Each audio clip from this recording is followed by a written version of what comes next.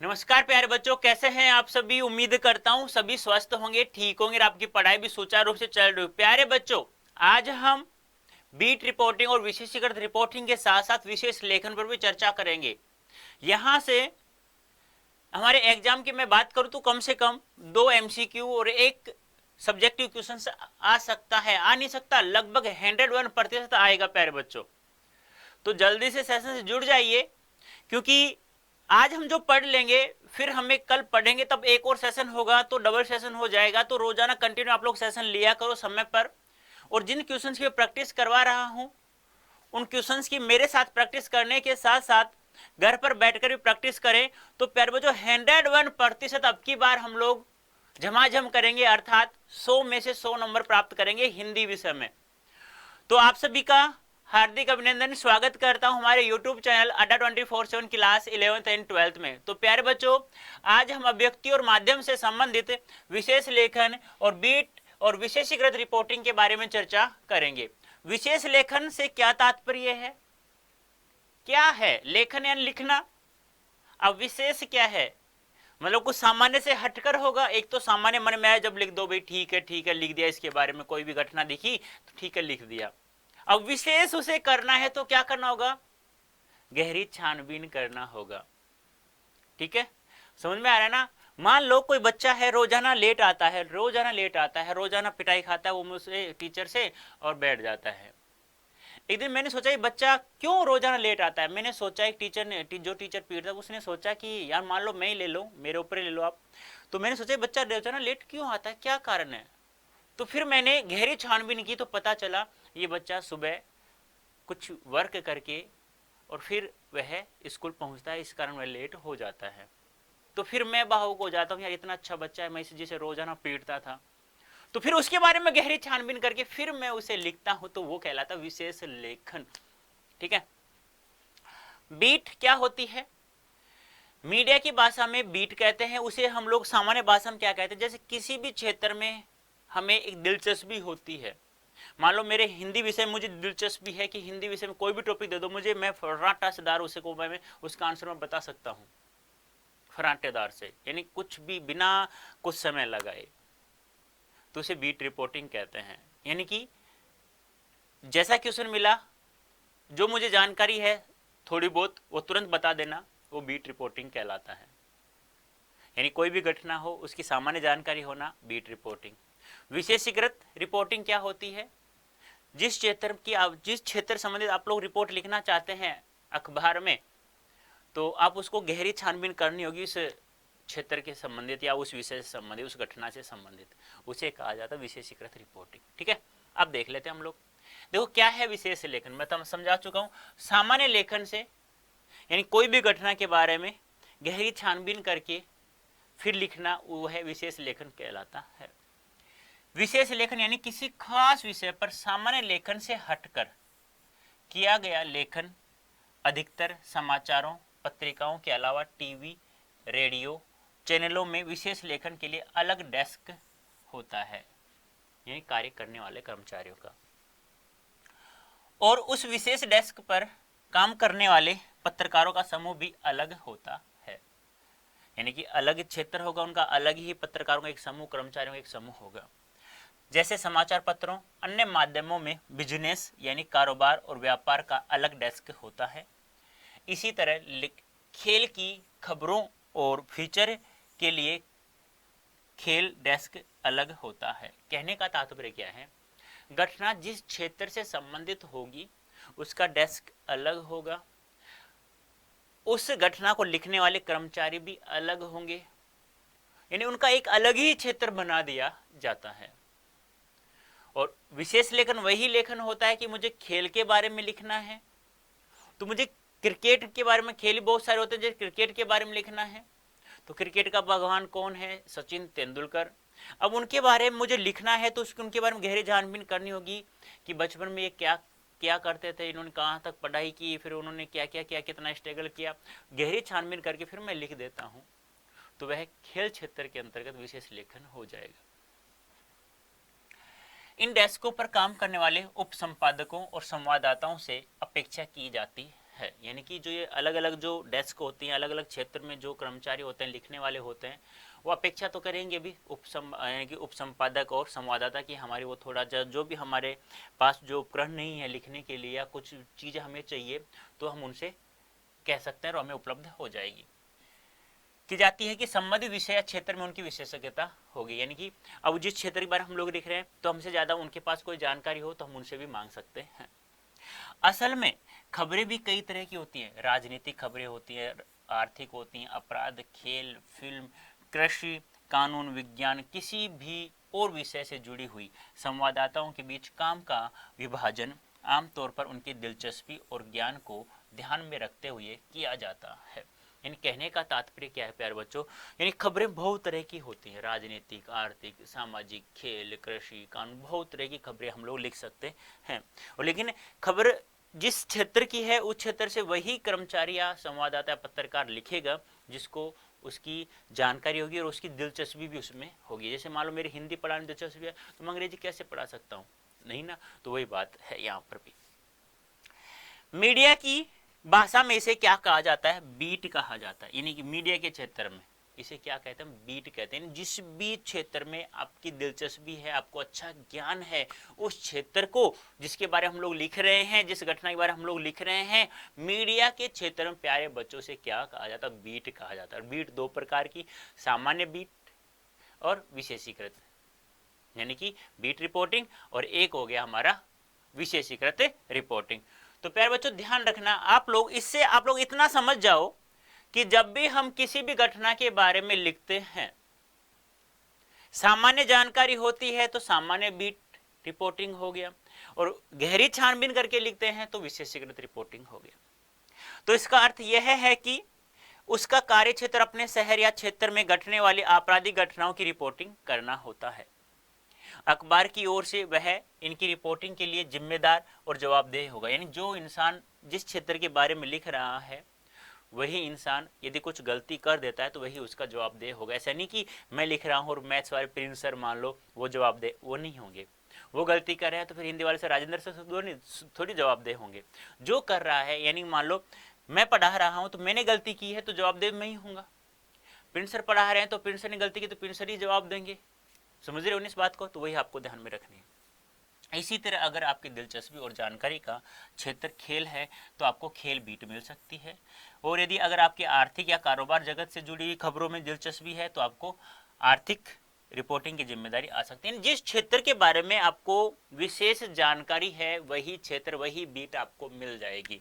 ऐसा नहीं होगा कि हिंदी मुझे दिलचस्पी है, मुझे ज्ञान है हिंदी संबंधित, और मुझे कि अड्डा 24 वाले से हमारे कहें कि सर आप, मेरे मैनेजर जो साहब हैं वो कहें कि सर आप तो मैथ्स पढ़ाइए, आप इंग्लिश पढ़ाइए, तो ऐसा नहीं हो सकता, क्योंकि आपको वही विषय मिलेगा, उसी घटना के बारे में लिखने को मिलेगा जिसके बारे में आपको दिलचस्पी है और ज्ञान है। फिर आप ही जवाबदेह होंगे यदि आप लोग गलती करते हैं तो। अगर आपको प्रकृति या पर्यावरण से प्यार है तो इसके बारे में कुछ ज्यादा जानकारी रखते हैं तो आपको पर्यावरण बीट मिल सकती है। यदि आप लोग हरियाली आपको अच्छी पसंद है, आप लोगों को एक एक पौधों के बारे में पता है, आप लोगों को पता है इससे यह करेंगे तो ये नुकसान प्रकृति को हो सकता है, यह करेंगे तो प्रकृति को फायदा होगा, तो इस प्रकार हमें इसकी जानकारी है तो पर्यावरण बीट हमें मिल सकता है। लेकिन विशेष लेखन केवल बीट रिपोर्टिंग नहीं है, यह बीट रिपोर्टिंग से आगे एक तरह की विशेषगत रिपोर्टिंग भी है। सामान्य जानकारी बीट रिपोर्टिंग, और अलग से और गहरी छानबीन कर देंगे या और ज्यादा जानकारी होगी तो विशेषीकृत, जिसमें न सिर्फ उस विषय की गहरी जानकारी होनी चाहिए बल्कि उसकी रिपोर्टिंग से संबंधित भाषा और शैली पर भी आपका पूरा अधिकार होना चाहिए। यानी देखो, जिस क्षेत्र के बारे में आपको रिपोर्टिंग करनी है उसकी गहरी छानबीन के अलावा आपको उसकी भाषा और शैली पर भी अधिकार अपना होना चाहिए, क्योंकि जितनी भाषा और शैली जितनी सरल और सहज होगी, जो पाठकों को पढ़ते ही समझ में आ जाए, तभी तो हमारा नाम होगा, तभी अखबार का नाम होगा, तभी हमें आगे से पेमेंट भी अच्छा प्राप्त होगा।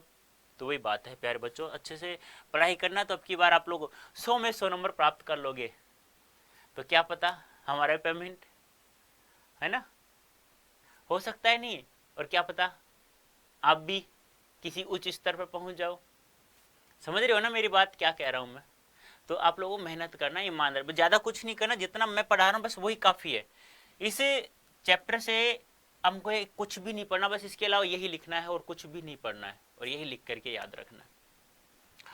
सामान्य बीट रिपोर्टिंग के लिए भी एक पत्रकार को काफी तैयारी करनी पड़ती है, यानी कि सामान्य बीट रिपोर्टिंग के लिए तो एक पत्रकार जो होता है, जो लिखता है उस रिपोर्टिंग या उस क्षेत्र के बारे में, उस बीट के बारे में, तो उसे बहुत सारी जानकारी करनी पड़ती है। कैसे? अब देखो, समझो। एक उदाहरण के तौर पर जो पत्रकार राजनीति में दिलचस्पी रखते हैं या किसी खास राजनीतिक पार्टी को कवर करते हैं, तो उन्हें पता होना चाहिए उस पार्टी का इतिहास क्या है। यानी किसी विशेष व्यक्ति के बारे में मुझे जानना है जो राजनीतिक पार्टी में जुड़ा हो, या किसी राजनीतिक पार्टी के बारे में मुझे जानना है, ये लिखना है, तो फिर मुझे ये सब कार्य करना होगा। क्या क्या करना होगा? देखो, उस पार्टी का इतिहास के बारे में, उसमें समय समय पर क्या हुआ, आज क्या चल रहा है, पार्टी के सिद्धांत और नीतियां क्या हैं, क्या उसके पदाधिकारी कौन कौन हैं, उनकी पृष्ठभूमि क्या है, क्या वो नियमों का स्वयं पालन कर रहे हैं, नहीं कर रहे, क्या वही भ्रष्टाचार तो नहीं फैला रहे हैं, बाकी पार्टियों से पार्टी के कैसे संबंध हैं, उनमें आपस में क्या अंतर है, क्या फर्क है, उसके अधिवेशनों में क्या क्या होता रहा है, उस पार्टी की कमियां और खूबियां क्या हैं, वगैरह वगैरह। यह सब जानकारी एक पत्रकार जो सामान्य बीट रिपोर्टिंग करता है उसको यह सब पता होना चाहिए। ऐसा नहीं है कि थोड़ी बहुत जानकारी हो गई कि मुझे कांग्रेस के बारे में 1850 में इसकी स्थापना होती है, प्रथम अध्यक्ष थे, इस अध्यक्ष में इस अधिवेशन की अध्यक्षता इन्होंने की थी, बस इतना काम नहीं चलेगा, हमें पूरी जानकारी उसे प्राप्त होनी चाहिए। पत्रकार को उस पार्टी के भीतर गहराई तक अपने संपर्क बनाने चाहिए और खबर हासिल करने के नए नए स्रोत विकसित करने चाहिए।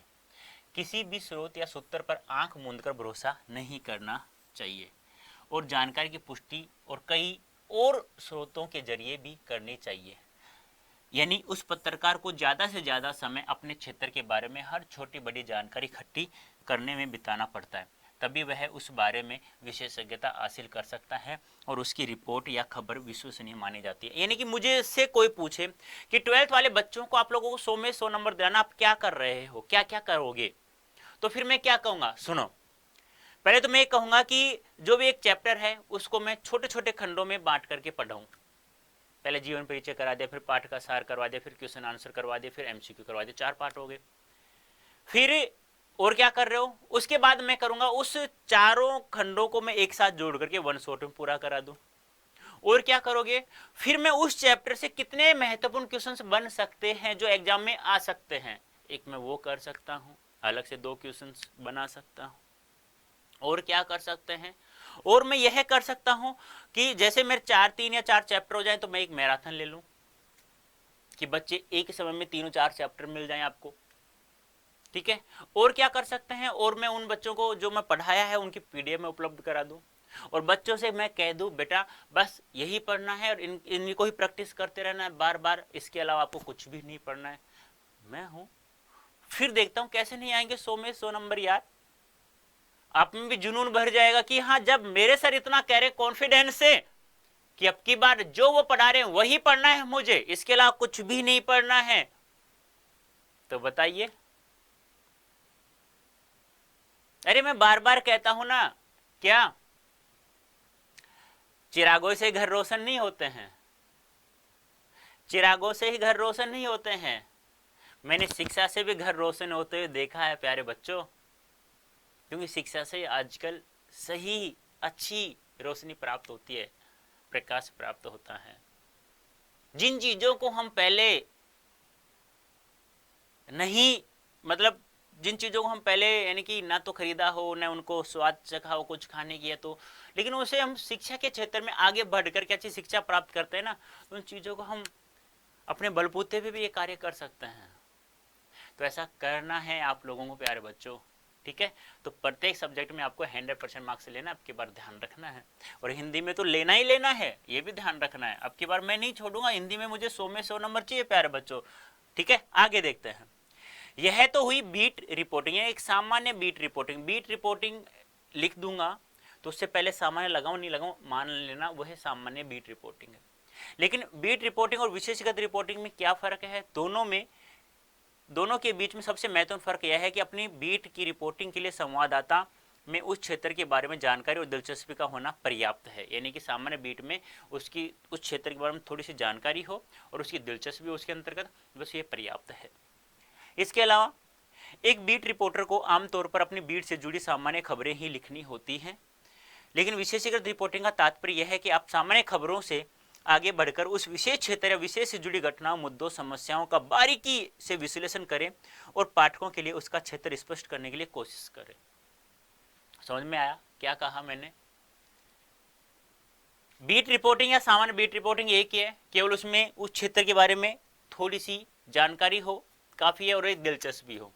लेकिन विशेषीकृत रिपोर्ट में हमें उसकी गहरी छानबीन होनी चाहिए और उसके अंदर ज़्यादा दिलचस्पी हमें रखनी होगी और हमारे क्षेत्र को हमें भूलना नहीं है कि हमें क्या कार्य करना है, बस बढ़ते जाना है, फिर वो विशेषीकृत रिपोर्टिंग अंतर्गत मानी जाएगी। जैसे अगर शेयर बाजार में बाहरी गिरावट आती है तो उस बीट पर रिपोर्टिंग करने वाला संवाददाता उसकी एक तथ्यात्मक रिपोर्ट तैयार करेगा जिसमें सभी जरूरी सूचनाएं और तथ्य शामिल होंगे। लेकिन विशेषीकृत रिपोर्टिंग करने वाला संवाददाता इसके विश्लेषण करके यह स्पष्ट करने की कोशिश करेगा बाजार में गिरावट क्यों और किन कारणों से आई है, इसका आम निवेशकों पर क्या प्रभाव पड़ेगा। यानी कि गिरावट आई बाजार में, ठीक है, मेरी दिलचस्पी है कि इस क्षेत्र में गिरावट आई है और इन लोगों को नुकसान हुआ है बस। लेकिन विशेषीकृत में मुझे उन कारणों का पता करना होगा, ये गिरावट आई कैसे और इससे बाजार में क्या प्रभाव पड़ा, किन किन निवेशकों पर प्रभाव पड़ा, यह सब हमें उसमें लिखना पड़ेगा प्यारे बच्चों, ठीक है। यही कारण है कि बीट कवर करने वाले रिपोर्टर को संवाददाता और विशेषीकृत रिपोर्टिंग करने वाले को विशेष संवाददाता का दर्जा दिया जाता है। यानी कि बीट रिपोर्टिंग करने वाले को क्या कहा जाता है? संवाददाता। ये ध्यान रखना, सामान्य बीट रिपोर्टिंग या बीट रिपोर्टिंग करने वाला संवाददाता और विशेषीकृत रिपोर्टिंग करने वाले को विशेष लगा देना और संवाददाता लिख देना, विशेष संवाददाता कहा जाता है। लेकिन विशेष लेखन सिर्फ विशेषीकृत रिपोर्टिंग ही नहीं है। विशेष लेखन के तहत रिपोर्टिंग के अलावा उस विशेष क्षेत्र से विशेष फीचर, टिप्पणी, साक्षात्कार, लेख, समीक्षा, स्तंभ लेखन भी आता है। यानी कहने का तात्पर्य क्या है, हम उस विशेषीकृत रिपोर्टर में इन सब का मिक्सिक रूप भी कर सकते हैं। लेख हो गया, फीचर्स हो गया, यानी उसमें रेखांकन करना, उसमें ग्राफिक्स डालना, उसमें तस्वीरों डालना, इस प्रकार से भी हम लोग कर सकते हैं। इस तरह का विशेष लेखन समाचार पत्र या पत्रिका में काम करने वाले पत्रकार से लेकर फ्रीलांसर पत्रकार या लेखक तक भी सभी कर सकते हैं। देखो, पूर्णकालिक, अंशकालिक पत्रकार से लेकर के फ्रीलांसर भी इसमें कार्य कर सकता है। अब आप सोच लीजिए कि तीनों पत्रकार तीन प्रकार के थे। एक तो पूर्णकालिक था जिसे नियमित मानदेय प्राप्त होता है, एक अंशकालिक था जिसे निश्चित मानदेय प्राप्त होता है, एक फ्रीलांसर था जो भुगतान के आधार पर जगह जगह, किसके आधार पर? भुगतान के आधार पर किसी भी अखबार में खबर लिख सकता था, ठीक है। अब यहां देखो, अंशकालिक को एक नाम और है जिसे ध्यान रखना है, पूछा जा सकता है ऑब्जेक्टिव क्वेश्चंस में, स्ट्रिंगर भी कहा जाता है, ये भी ध्यान आपको रखना होगा, ठीक है। शर्त सिर्फ यह है कि विशेष लेखन के इच्छुक पत्रकार या स्वतंत्र लेखक को उस विषय में माहिर होना चाहिए। मतलब यह है कि किसी भी क्षेत्र पर विशेष लेखन करने के लिए जरूरी है कि उस क्षेत्र के बारे में आपको ज़्यादा से ज़्यादा जानकारी हो, उसकी ताज़ा सूचना आपके पास हो, उसके बारे में लगातार पढ़ते हो, जानकारी हो, तथ्य इकट्ठे करते रहो और उस क्षेत्र जुड़े लोगों को लगातार मिलते रहते। यानी कि मैं हूं तो मुझे हिंदी के बारे में पता होना चाहिए कि आज देवनागरी लिपि में कौन कौन से संशोधन हुए हैं, कि ये स्पेलिंग पहले ऐसे थी अब ये ऐसे होनी चाहिए, ये पहले ऐसा था तो अब ऐसे होना चाहिए, ठीक है। हम बहुत सारे शब्द हैं, पहले अर्थात हम जब लिखते थे ना, ऐसे अर्थात लिखते थे, पहले हलंत लगा देते, फिर अठा दिया गया है, फिर लगा दिया गया है, तो ये सब मुझे पता होना चाहिए। री को स्वर मानते नहीं मानते, ओ को कहाँ मानते हैं, अरे ये कहाँ से आ गए, इनके सभी के बारे में मुझे गहरी जानकारी होनी चाहिए हिंदी विषय के बारे में, तो मैं एक विशेषीकृत रिपोर्टिंग कर सकता हूँ। इसी तरह अखबारों और पत्र पत्रिका में किसी खास विषय पर लेख या स्तंभ लिखने वाले कई बार पेशेवर पत्रकार न होकर भी उस विषय की जानकारी विशेषज्ञ होते हैं। यानी कि बीट रिपोर्टिंग करने वाला इंसान होता है, जरूर नहीं है कि स्तंभ लेखन लिखने वाला ही लिखे, संवाददाता उपसंवाददाता ही लिखे, उपसंपादक ही लिखे ना, ऐसा जरूरी नहीं है। किसी भी व्यक्ति को यदि उसकी विशेष जानकारी और पत्रकार है लिख सकता है तो वह भी लिख सकता है, वह भी कर सकता है। जैसे रक्षा विज्ञान, विशेष नीति, कृषि, ऐसे कई क्षेत्र में ऐसे कई वर्षों से काम कर रहा कोई प्रोफेशनल इसके बारे में बेहतर तरीके से लिख सकता है, क्योंकि उसके पास उस क्षेत्र का वर्षों का अनुभव है, एक्सपीरियंस है उसे, और वो इसकी बारीकियां बिल्कुल अच्छी तरह समझ सकता है। उसके पास विश्लेषण करने की क्षमता होती है। हो सकता है उसके लिखने की शैली सामान्य पत्रकारों की तरह न हो, लेकिन जानकारी और अंतर्दृष्टि के मामले उसका लेखन पाठकों के लिए फायदेमंद होता है। यानी एक बात बताओ, मुझे जितनी हिंदी की जानकारी है, क्या अंग्रेजी वालों को हिंदी की इतनी जानकारी हो सकती है? नहीं हो सकती। क्या अंग्रेजी की मुझे इतनी जानकारी हो सकती है? नहीं। अब तुम कहो कि प्रिंस सर हैं भाई, ठीक है, मैथ्स पढ़ाते हैं, ठीक है, क्या उनकी जितनी मुझे जानकारी है मैथ्स की? नहीं। मुझे हिंदी की जितनी जानकारी आपके राजेंद्र सर को जितनी जानकारी है हिंदी की, क्या प्रिंस सर को है? नहीं है। तो वही बात है, जिसको जितनी जानकारी हो। और एक बात और है, ध्यान रखना, काफी टीचर ऐसे होते हैं जिसको हिंदी की मुझसे ज्यादा जानकारी है, लेकिन वो पढ़ाने में झिझकते हैं, उनको पढ़ाना नहीं आता, उनकी शैली ऐसी नहीं है। लेकिन जब वो मैं उन्हें बुला लूं, उनसे पूछूं, तो मुझे उनसे बहुत फायदे मिलेंगे। फिर मैं उन्हें अपना नाम न देकर के उस पत्रकार में उनका भी नाम मैं दे सकता हूं। उनका भी नाम हो गया, मेरा भी नाम है पहले से, तो दोनों का फायदा हो गया इसमें। या दोनों का नाम दे दूं मैं उसमें, सहयोगी के रूप में उनका नाम दे दूं मैं, जो मुझे कुछ नई जानकारी प्राप्त करवा रहा है। तो यही बात होती है बेटा विशेषीकृत रिपोर्टिंग में। नोट ध्यान रखना, महत्वपूर्ण है, विशेष लेखन कोई निश्चित शैली नहीं होती है, लेकिन अगर आप अपने बीट से जुड़ा कोई सामान्य समाचार लिख रहे हैं तो उसकी शैली उल्टा पिरामिड शैली ही होगी। लेकिन अगर आप समाचार फीचर लिख रहे हैं तो उसकी शैली कथात्मक भी हो सकती है। देखो मैंने बता चुका हूँ, कोई भी पत्रकार कोई भी समाचार लिखता है तो प्यारे बच्चों उल्टा पिरामिड शैली में ही लिखा जाता है, जो सर्वोत्तम शैली है किसी भी समाचार को लिखने के लिए, जिसका विकास 19वीं सदी के मध्य अमेरिका में गृह युद्ध के समय हुई थी। ठीक है, और यदि हम लोग उसे अच्छा बनाना चाहते हैं, उस रिपोर्ट को, उस बीट को, उसमें ग्राफिक्स, तस्वीरें, पिक यानी आदि वगैरह बहुत कुछ जोड़ रहे हैं, तो उसमें फीचर शैली का प्रयोग हुआ, तो उसमें कथात्मक शैली का प्रयोग कर सकते हैं। ये भी ध्यान रखना। अब देखो विशेष लेखन के क्षेत्र कौन कौन से होते हैं? बहुत सारे, अर्थ, खेल, विज्ञान, कृषि, विदेश, रक्षा, पर्यावरण, शिक्षा, स्वास्थ्य, फिल्म, अपराध, सामाजिक कानून, बहुत सारे होते हैं। अब जो भी आपको दिखाई दे मन में आ जाए ना वही लिख दो। अरे सीधे सीधे याद मत रखो, कानूनी क्षेत्र हो गया, सामाजिक हो गया, राजनीतिक हो गया, आर्थिक हो गया, खेल हो गया, कृषि हो गया, कानून हो गया, बहुत सारे होते हैं, ऐसे लिख दिया करो। तो ये था प्यारे बच्चों आज हमारा अभिव्यक्ति और माध्यम से चैप्टर संख्या 5 कंप्लीट हो चुका है हमारे यहाँ पर। विशेष लेखन, स्वरूप, प्रकार, बीट रिपोर्टिंग, विशेषकृत रिपोर्टिंग। बोलो इसमें किसी को दिक्कत है? विशेष लेखन सामान्य से कुछ हटकर लिखा जाए, ज्यादा जानकारी प्राप्त करके। बीट रिपोर्टिंग सामान्य रिपोर्टिंग, थोड़ी बहुत दिलचस्पी हो, ज्ञान हो उसका, और उस खबर के बारे में थोड़ा बहुत हमें जानकारी हो। इसमें उस खबर के बारे में गहरी छानबीन करके फिर हम लोग विशेषगत रिपोर्टिंग लिख सकते हैं। ठीक है, तो आगे है कारोबार और व्यापार। अब देखो, अगर आप रोज समाचार पत्र पढ़ते हो तो आपको ध्यान दिया होगा कि समाचार पत्रों में कारोबार, अर्थ जगत से जुड़ी खबरों के लिए एक अलग से पृष्ठ होता है, क्योंकि कारोबार व्यापार से यदि कोई अखबार में कोई प्रश्न नहीं होगा ना तो उसे अखबार ही नहीं माना जाता। कुछ अखबारों में आर्थिक खबरों के 2 पृष्ठ प्रकाशित होते हैं। यह कहा जाए तो गलत नहीं होगा कि समाचार पत्र में अगर आर्थिक खेल का पृष्ठ न हो तो वह संपूर्ण समाचार पत्र नहीं माना जाएगा। बात तो सही है। आजकल मैं ये मानता हूं कि 80 पर नहीं 90% लोगों को खेल के बारे में दिलचस्पी है। क्रिकेट में कुछ ज्यादा जानकारी है लोगों को, क्रिकेट में ज्यादा दिलचस्पी है, तो खेल पृष्ठ नहीं होगा तो उसे अखबार ही नहीं मानते। आजकल लोग क्या करते पता है, मेन पृष्ठ भी नहीं देखते हैं, सीधे खेल पृष्ठ देख करके ठीक है हो गया। कुछ लोग मेन पृष्ठ देखते हैं, फिर खेल पृष्ठ देखते हैं और पीछे का पृष्ठ देखते हैं, बस हो गया। तो ये बात, कुछ लोग कारोबार व्यापार का ही पृष्ठ देखते हैं। तो ये चीजें उसमें होनी चाहिए। इसकी वजह यह है कि अर्थ यानी धन हर आदमी के जीवन का मूल आधार है। हमारे रोजमर्रा के जीवन में इसका खास महत्व, यानी कि अर्थ यानी कि धन, यही है। मतलब ये मानता हूं शिक्षा के बाद यदि कुछ है जीवन में लाभदायक तो वह क्या है, धन। यदि 2 चीज ये हैं आपके पास, इससे ये हो जाएगा ऑटोमेटिक, जरूरी नहीं है ये हो है ना आपके पास तो ये हो जाएगा, लेकिन ये होगा ना तो ये नहीं होगा, ये भी ध्यान रखना। तो यही है सब कुछ, ये ध्यान रखना, और यही आपको प्राप्त करना है। अब 12th में हो, 12th में अच्छे से मार्क्स प्राप्त करो, फिर आगे बीए, बीएससी जो भी आप लोग करते हो तो चिंता मत करो, अवश्य आपका बहुत अच्छा होगा। मैं उम्मीद करता हूँ, मैं भगवान से यही दुआ करूंगा कि आपका बहुत अच्छा हो मेरे प्यारे प्यारे बच्चों का, जो इतना मेहनत करते हैं हमारे साथ साथ में।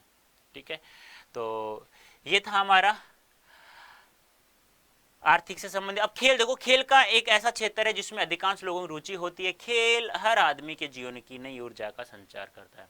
रोजाना कहते हैं ना भी सुबह सुबह खेला करो, कुछ बैडमिंटन खेला करो, फुटबॉल खेला करो, क्रिकेट खेला करो, कुछ भी खेला करो, टेबल टेनिस खेला करो, पूल के कुछ भी खेलो XYZ, तो वो नई ऊर्जा संचार करवाएगा।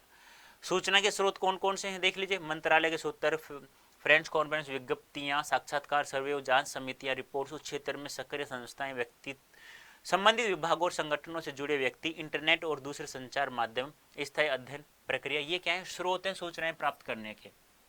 यहाँ से हम लोगों को सूचनाएं प्राप्त हो सकती हैं। देखो विज्ञप्ति आएगी, एक दूसरे मंत्रालय हम जाकर के प्राप्त कर सकते हैं, एक दूसरे से कोई भी किसी भी इंफॉर्मेशन पहुँचा सकते हैं, उसे प्राप्त कर संस्था में जाकर कर सकते हैं, या पत्रकार बन के। यानी कि यहाँ से हम लोग, देखो जरूरी नहीं है कि या ये जो का तू लिखो आप लोग, लेकिन इनको याद कर लेना, थोड़ा सा पूछा जा सकता है सूचनाओं के कौन कौन से स्रोत हैं बताइए, 2 नंबर का आ गया, जब क्या करोगे।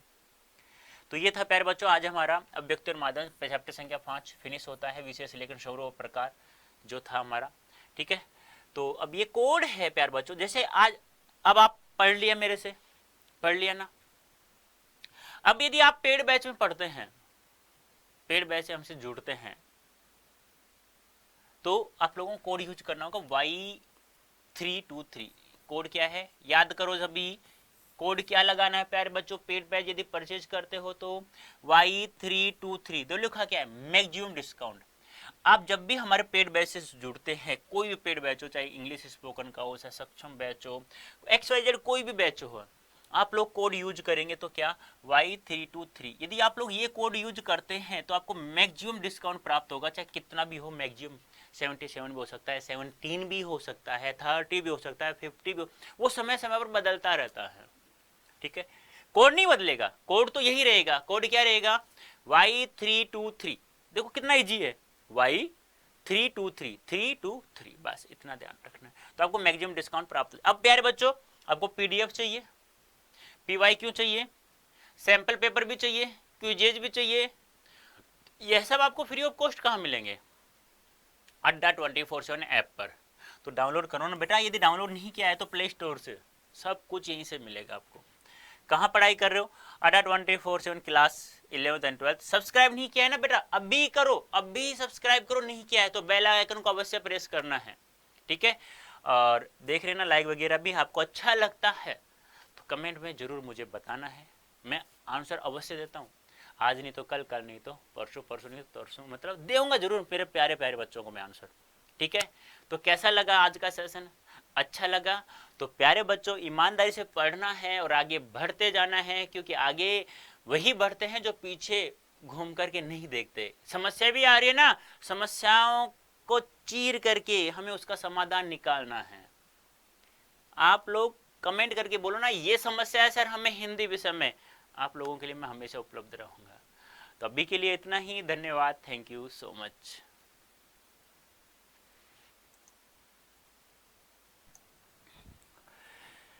नमस्कार प्यारे बच्चों, कैसे हैं आप सभी? उम्मीद करता हूं सभी स्वस्थ होंगे, ठीक होंगे और आपकी पढ़ाई भी सुचारू से चल रही होगी। प्यारे बच्चों आज हम अभिव्यक्ति और माध्यम से चैप्टर संख्या 4 के अंतर्गत फीचर लेखन और विशेष रिपोर्ट के बारे में पढ़ेंगे। तो जल्दी से सेशन से जुड़ जाइए, बहुत ही अच्छा सेशन होने वाला है। तो अच्छा होगा तो आप लोगों को सभी को जुड़ना होगा, तो जल्दी से सेशन जुड़ जाइए। आप सभी का हार्दिक अभिनंदन, स्वागत करते हैं हमारे YouTube चैनल में अड्डा 24/7 क्लास 11th एंड 12th में। तो प्यारे बच्चों यदि मैं बात करूं फीचर लेखन क्या होता है, विशेष रिपोर्ट क्या होता है, तो एक बात हमेशा ध्यान रखना, फीचर लेखन होता है ना वो एक सुव्यवस्थित होता है। सुव्यवस्थित यानी बिल्कुल ही इस प्रकार से उसे व्यवस्थित किया जाता है कि कोई भी शब्द को हम लोग यदि उल्टा सुल्टा रखेंगे तो उसका फिर अनर्थ, उस वाक्यांश का या उस वाक्य का अर्थ अलग हो जाएगा, फिर हमें वो समझ में नहीं आएगा। तो एक सुव्यवस्थित होता है, एक अच्छे तरीके से उसे लगाया जाता है शब्दों के माध्यम से। एक सुव्यवस्थित, आत्मनिष्ठ एवं सृजनात्मक, ध्यान रखना तीनों शब्दों को। फीचर लेखन एक प्रकार से सुव्यवस्थित, ध्यान रखना, एक सुव्यवस्थित, सृजनात्मक, आत्मनिष्ठ लेखन है। अब ये क्या होते हैं? सुव्यवस्थित, बहुत ही अच्छे ढंग से इनको व्यवस्थित किया जाता है लिखते समय। कोई जो पत्रकार लिखता है इसे सृजनात्मक यानी कि इंसानों का, यानी कि जो इंसान किसी भी प्रकार से यानी सुव्यवस्थित ढंग से नहीं चल रहा हो, वह किसी अलग कार्य में जुड़ा हुआ हो और उस कार्य में उसे समस्या आ रही है तो वह उसका निर्माण भी कर सकता है, सृजन भी कर सकता है, आर्ट्स में और दिल को छूने वाला भी होता है। तो फीचर एक सृजनात्मक सुव्यवस्थित आत्मनिष्ठ लेखन है जो पाठकों को मुख्य रूप से मनोरंजन का कार्य करता है, उसके साथ साथ शिक्षित करना और सूचना देने का कार्य भी करता है। एक बात हमेशा ध्यान रखना, जैसे कोई भी जो पत्रकार होता है पूर्णकालिक या अंशकालिक होता है, जो भी सूचना लिखता है किसी भी अखबार में, तो क्या होता है कि उसमें करंट जो घटना होती है वह भी दर्शाता है, लेकिन फ्यूचर में ऐसा कुछ भी नहीं होता है, वह करंट सूचना हमें अवगत नहीं कराता है। लेकिन हाँ, जिस प्रकार से पत्रकार अपने कोई भी सूचना लिखता है पर डे की, तो उसमें अपने अंदर के भावों को जागृत नहीं कर सकता, लेकिन इसमें पत्रकार कर सकता है फीचर लेखन में, ये हमेशा ध्यान रखना है। विशेष रिपोर्ट की बात करें तो सामान्य रिपोर्ट से कुछ अलग होता है, यानी किसी भी घटना के बारे में विस्तृत रूप से जानकारी प्राप्त करके उसे लिख देना विशेष रिपोर्ट कहलाता है। ठीक है, तो चले करें शुरुआत। तो देखिए फीचर क्या है। अखबारों में समाचारों के अलावा भी कई तरह का पत्रकारीय लेखन छपता है, इनमें से फीचर प्रमुख है। यानी कि पत्रकारीय लेखन छपता है, यानी कि समाचारों में, अखबारों में जो समाचार छपते हैं उसमें पत्रकारीय लेखन छपता है, कई तरह के छपते हैं, जिसमें से एक फीचर लेखन भी है। समाचार और फीचर के बीच स्पष्ट अंतर होता है, और अंतर भी होता है, मैंने बताया ना। इसमें जो समाचार लिखता है उसमें व्यक्ति अपने मन की बातों को या कल्पना के द्वारा विचारों को नहीं लिख पाता, लेकिन इसमें लिख सकता है।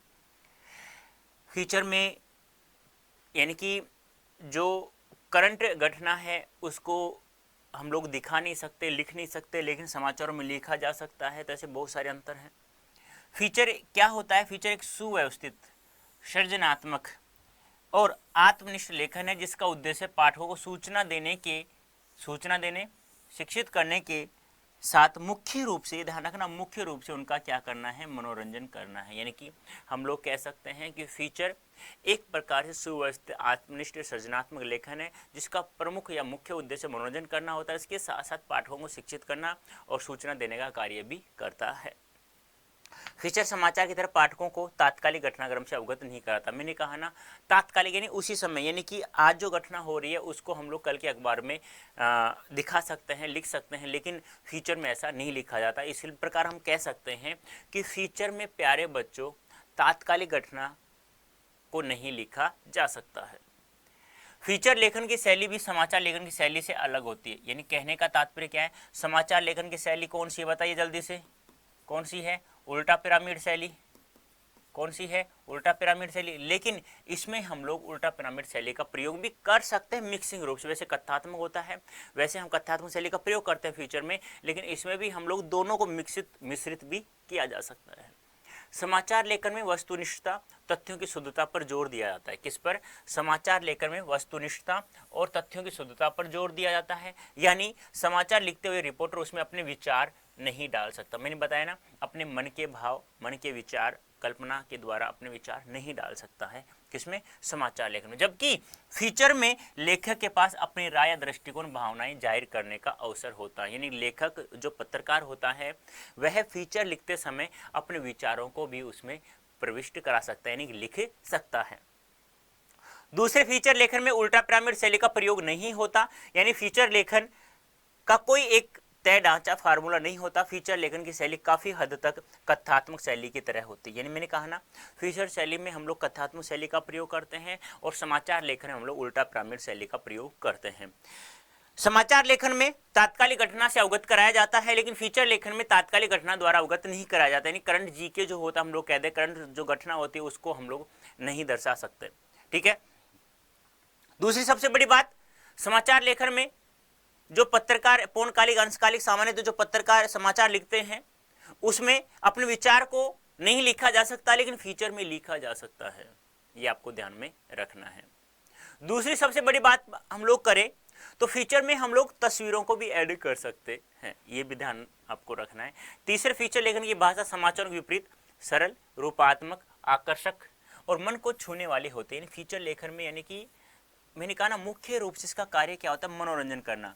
और मनोरंजन कैसे होगा, जब उसमें ये सब चीजें मन को छूने वाली, सरल, रूपात्मक, आकर्षक। आकर्षक कैसे होंगे, आप मान लो आप किसी को आकर्षित करना चाहते हैं तो क्या करेंगे, प्रसाधन सामग्रियों का प्रयोग करेंगे, चेहरे पर अच्छे अच्छे कपड़े पहनेंगे आकर्षित करने के लिए। तो इसी प्रकार यहाँ पे हम लोग सजावटीपन के तौर पर तस्वीरों का प्रयोग कर सकते हैं अच्छी अच्छी।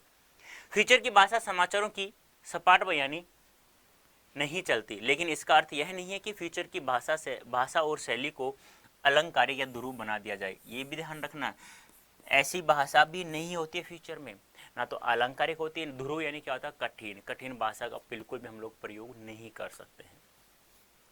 चौथी बात करें, फीचर में समाचारों की तरह शब्दों की कोई अधिकतम सीमा नहीं होती, यानी कि समाचारों में अधिकतम सीमा होती है, यानी कि समाचारों की तरह कोई भी अधिकतम सीमा नहीं होती फीचर में भी। वैसे सामान्यतः 250 से 2000 शब्दों के फीचर छपते हैं। ठीक है, एक बात और ध्यान रखना है, फीचर और आमतौर पर समाचार की रिपोर्ट बड़े होते हैं। यानी कि एक बात ध्यान रखना, फीचर आमतौर पर समाचार रिपोर्ट से क्या होते हैं, बड़े। एक बार वापस समझा रहा हूं, ध्यान समझना। फीचर क्या होता है, फीचर जो भी पत्रकार लिखता है वह अपने विचारों को उसमें स्पष्ट रूप से लिख सकता है, लेकिन वह तात्कालिक घटनाक्रम से अवगत हमें नहीं कराता है। फीचर एक आत्मनिष्ठ, सृजनात्मक, सुव्यवस्थित लेखन है जिसमें मुख्य रूप से पाठकों का मनोरंजन कराना कार्य होता है, उसके साथ साथ सूचना देना, शिक्षित करने का कार्य भी करते हैं। फीचर की जो शैली होती है उसमें हम लोग कथात्मक शैली का प्रयोग कर सकते हैं, कभी कभी कथात्मक, उल्टा पिरामिड शैली, दोनों का प्रयोग भी कर सकते हैं। फीचर ऐसा होना चाहिए जो पाठकों को आकर्षित कर सके, उनको मन को छूने वाली भाषा का प्रयोग हम लोग कर सकते हैं, लेकिन उसे कठिन या अलंकारिक भाषा का प्रयोग हम लोग बिल्कुल भी नहीं कर सकते हैं। ये फीचर में जो भी पत्रकार होता है वह अपने मन के भावों विचारों को उसमें लिख सकता है। एक अच्छे और रोचक फीचर के साथ फोटो, रेखांकन, ग्राफिक्स आदि का प्रयोग भी कर सकते हैं, जो समाचारों में कर सकते हैं। फीचर का विषय कुछ भी हो सकता है, हल्के फुल्के विषयों लेकर गंभीर विषयों और मुद्दों पर भी फीचर लिखा जा सकता है। यानी कि कोई छोटी घटना हो या कोई बड़ी घटना हो, या कोई राजनीतिक घटना हो या आर्थिक घटना हो या कोई सामाजिक घटना हो, कोई भी हो, उस पर लेखक अपने, कहते हैं ना कि आजकल बहुत अच्छी अच्छी पिक्चर्स, तस्वीर लगा करके उस फीचर को बहुत आकर्षक बना दिया जाता है। तो आप लोग, यानी कोई मान लो कोई सरकार किसी बात को भूल गई है, यानी कोई सामाजिक मुद्दा है उस बात को भूल गई है, तो समाचार पत्र क्या करते हैं, ये जो फीचर लिखते हैं, जो पत्रकार क्या करते हैं, उस मुद्दे को उठाते हैं और अपनी भाषा शैली में लिखते हैं, जो व्यंग रूप में लिखा जाता है। पाठकों का तो मनोरंजन करना होता है और सरकार का उस पर ध्यान चला जाता है, जिससे वो कार्य भी हो जाता है। जैसे आप अपने स्कूल उसे सालाना समारोह, अपनी शैक्षणिक यात्रा, स्टडी टूर पर केंद्रित फीचर लिख सकते हैं। जैसे कि आप लोग कहीं पर जा रहे हो, कोई सालाना वार्षिक उत्सव हो रहा है अपने स्कूल में, या कोई टूर जा रहा है, तो उस पर आप लोग फीचर्स लिख सकते हैं। दरअसल देखो, दरअसल में सीधी समास पूछे ना तो ध्यान रखना, यहाँ पे अव्ययभाव समास है। वो कैसे है प्यारे बच्चों, दर क्या है, दर यहाँ पे एक अव्यय है, ध्यान रखना। और इसका समास वगैरह क्या हो जाएगा, असल में हो जाएगा। क्या हो जाएगा, असल में, ये भी ध्यान रखना। ठीक है, जैसे दर हकीकत, तो समास वगैरह क्या हो जाएगा, हकीकत में। ऐसे ही देगा वो, कोई गद्यांश दे देगा ना तो ऐसे ही पूछेगा, बताइए शब्द में कौन सा समास है। फीचर एक तरह का ट्रीटमेंट है जो आमतौर पर विषय और मुद्दे की जरूरत के मुताबिक उसे प्रस्तुत करते हुए दिया जाता है। यानी कि पत्रकार को पता है कि आज इस समस्या को उठाया जा सके, जिससे लोगों का बहुत भला होगा, लोगों को इससे मनोरंजन भी होगा, शिक्षित भी होंगे, उनको सूचना भी प्राप्त होगी और वह कार्य भी समाप्त हो जाएगा पूर्ण रूप से, और ये जो हम चाहते थे वह भी सफलतापूर्वक वही हुआ जो हम लोग चाहते थे पहले। तो इस प्रकार से हम लोग फीचर्स को लिख सकते हैं। यही कारण है कि समाचार और फीचर अलग होने के बावजूद कुछ समाचारों को फीचर शैली में भी लिखा जा सकता है। देखो, कुछ समाचारों को यदि आकर्षक बनाना है तो हम लोग उसमें फीचर शैली का प्रयोग अर्थात कथात्मक शैली का प्रयोग कर सकते हैं, लेकिन लेकिन हर समाचार को फीचर शैली में नहीं लिखा जा सकता, ये भी ध्यान रखना है। किसी भी समाचार को, कोई एक दो आज समाचार को लिख सकते हैं। फीचर शैली का इस्तेमाल हल्के फुल्के, नरम और मानवीय रुचि के समाचारों को लिखते हुए किया जाता है। यानी कि हल्के फुल्के, नरम, मानवीय रुचि को, यानी कोई ऐसा लग रहा है कि पत्रकार को कि इसे मुझे कुछ आकर्षक बनाना है, अच्छे से देना है, सूचना प्राप्त करानी है पाठकों को, तो वह फीचर शैली में उसका प्रयोग कर सकता है।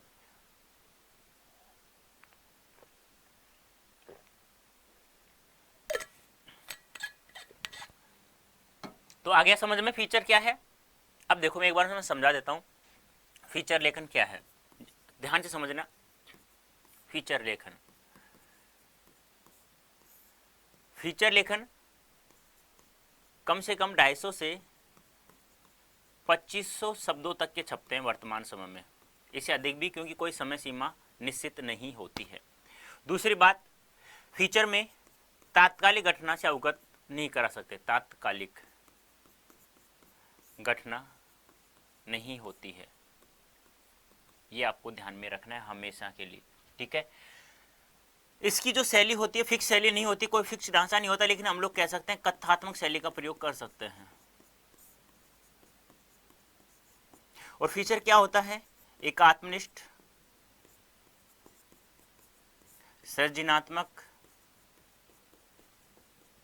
सुव्यवस्थित, याद रखना इसे, बार बार इसलिए रिपीट कर रहा हूं, सुव्यवस्थित लेखन है, जो जिसका मुख्य कार्य क्या होता है, मुख्य कार्य पाठकों का मनोरंजन करना, उसके साथ साथ शिक्षित करना और सूचना देने का कार्य किया जाता है, ठीक है। हम लोग एक अच्छे फीचर्स को, एक किसी भी फीचर को, किसी भी समाचार को यदि फीचर के रूप में परिवर्तित कर रहे हैं, तो एक अच्छा फीचर बनाने के लिए हम उसमें ग्राफिक्स का, तस्वीरों का आदि का हम लोग प्रयोग कर सकते हैं।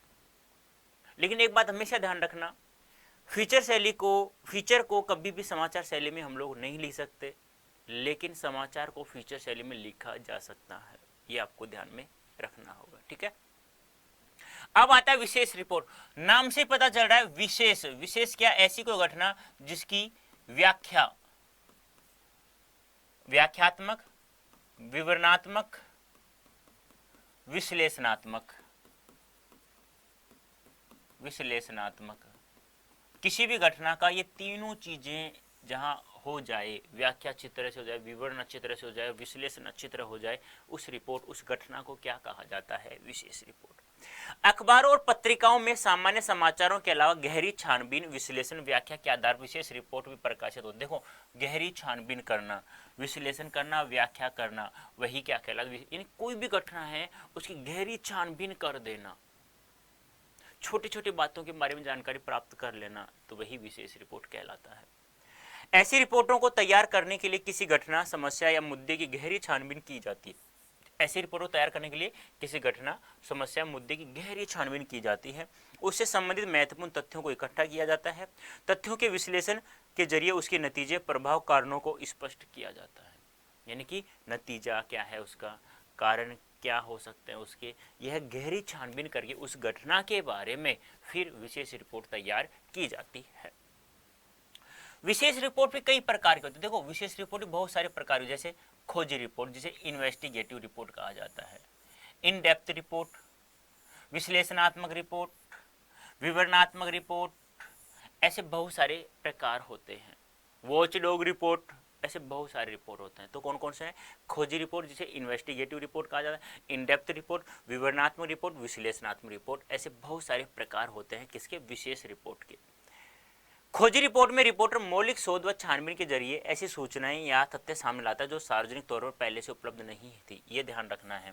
देखो, खोजी रिपोर्ट में क्या होता है, ऐसी सूचना जो पहले से सार्वजनिक तौर पर उपलब्ध नहीं थी, सार्वजनिक तौर पर पहले से उपलब्ध नहीं थी, उसे खोजी रिपोर्ट के द्वारा हम लोग पाठकों के सामने, पत्रकार पाठकों के सामने उसे उपस्थित करवा सकता है। ध्यान रखना, जो सार्वजनिक तौर पर पहले से उपलब्ध नहीं है, ऐसी घटना को समाचार पत्रों में छाप देना, वह कहलाती है खोजी रिपोर्ट, जिसे इन्वेस्टिगेटिव रिपोर्ट भी कहा जाता है। खोजी रिपोर्ट का इस्तेमाल आमतौर पर भ्रष्टाचार के लिए प्रयोग किया जाता है, अनियमितताओं के लिए प्रयोग किया जाता है और गड़बड़ियों को उजागर करने के लिए किया जाता है। यानी कि खोजी रिपोर्ट का प्रयोग, जैसे सरकार को सदस्य है, एमएलए है मान लो, ठीक है, तो अब जब उसने पेपर करवाया किसी पीजीटी टीजीटी का, तो उसने गफला कर दिया, यानी कि 6-6 लाख लोगों को ले लेकर के पीजीटी में सिलेक्शन दे दिया। अब वो किसी पत्रकार पता चला, तो उसने एक गहरी छानबीन करते हुए उसका पर्दाफाश कर दिया, तो उसे विशेष रिपोर्ट कहा जाता है। और ऐसा हम लोग किसमें कर सकते हैं, विशेष रिपोर्ट के द्वारा ही, विशेष रिपोर्ट के अंदर खोजी रिपोर्ट के द्वारा, जिसे इन्वेस्टिगेटिव रिपोर्ट भी कहा जाता है। तो ध्यान रखना, खोजी रिपोर्ट में प्यारे बच्चों ऐसी सूचना को प्रस्तुत किया जाता है पाठकों के सामने जो पहले से सार्वजनिक तौर पर उपलब्ध नहीं थी। खोजी रिपोर्ट का प्रयोग इस्तेमाल कहाँ किया जाता है, जैसे भ्रष्टाचार हो रहा है वहां किया जाता है, अनियमितताएं चल रही है वहां किया जाता है, और जहां गड़बड़ियां चल रही है वहां इसका प्रयोग किया जाता है।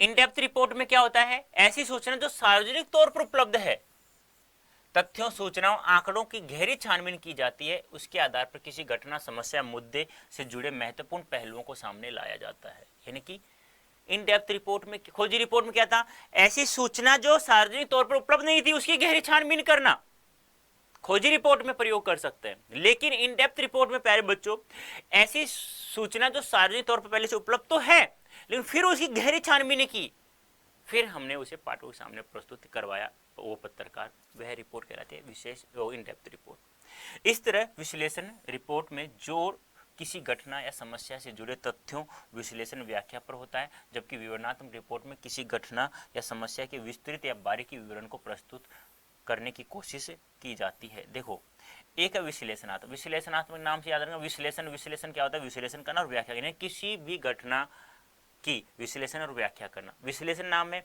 तो विश्लेषण व्याख्या, और विवरण है तो उसे विस्तृत और बारीकी विवरण को प्रस्तुत करने की कोशिश की जाती है, विस्तृत एवं बारीकी रूप से, यानी कि एक एक सूचना को प्रोवाइड करना। तो समझ में आ गया होगा, उम्मीद करता हूं।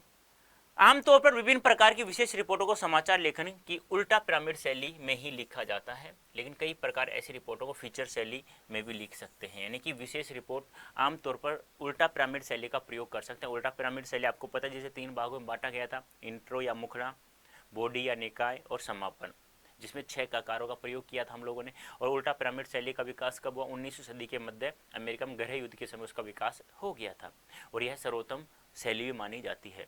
तो इसी विशेष रिपोर्ट को हम लोग उल्टा पिरामिड शैली में लिख सकते हैं। कभी कभी हम लोग किसी भी सूचना को, कोई भी रिपोर्ट हो, उसे हम लोग फीचर शैली में भी लिख सकते हैं, क्योंकि ऐसी रिपोर्ट सामान्य समाचार की तुलना में बड़ी विस्तृत होती है, इसलिए पाठकों की रुचि बनाए रखने के लिए कई बार उल्टा पिरामिड और फीचर दोनों शैलियों को मिलाकर इस्तेमाल कर सकते हैं। यानी कभी कभी उल्टा पिरामिड और फीचर शैली दोनों को मिलाकर इसका प्रयोग हम लोग कर सकते हैं। विशेष रिपोर्ट बहुत विस्तृत और बड़ी हो तो उसमें श्रृंखलाबद्ध, श्रृंखलाबद्ध सही करना प्यारे बच्चों, श्रृंखलाबद्ध, देखो मीनिंग गलत नहीं होना चाहिए, अशुद्धि नहीं होनी चाहिए वरना नंबर कट जाएंगे। श्रृंखलाबद्ध करके कई दिनों तक किस्तों में छापा जाता है। विशेष रिपोर्टों की भाषा सरल, सहज, आम बोलचाल की होनी चाहिए। ठीक है, अब देखो मैंने पढ़ा है विशेष रिपोर्ट। विशेष रिपोर्ट आपको एक बात पता चल गई होगी क्या, कि विशेष रिपोर्ट क्या होता है, किसी भी घटना के बारे में विस्तृत रूप से यानी गहरी छानबीन करके उसे पाठकों तक पहुंचाना विशेष रिपोर्ट कहलाता है। विशेष रिपोर्ट में हम लोगों ने पढ़ा एक खोजी रिपोर्ट, खोजी रिपोर्ट जिसे इन्वेस्टिगेटिव रिपोर्ट भी कहा जाता है, ऐसी सूचना जो सार्वजनिक तौर पर उपलब्ध नहीं है, सार्वजनिक तौर पर क्या नहीं है, उपलब्ध नहीं है, उसके बारे में गहरी छानबीन करना और उसे पाठकों के सामने उपस्थित कराना, खोजी रिपोर्ट। इन डेप्थ रिपोर्ट क्या होता है,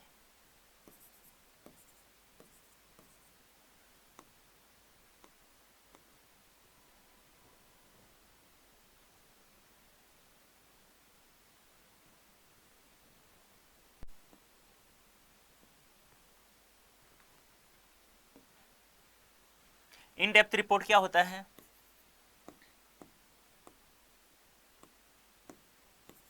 एक होता है इन डेप्थ रिपोर्ट, वो क्या होती है, यानी सार्वजनिक तौर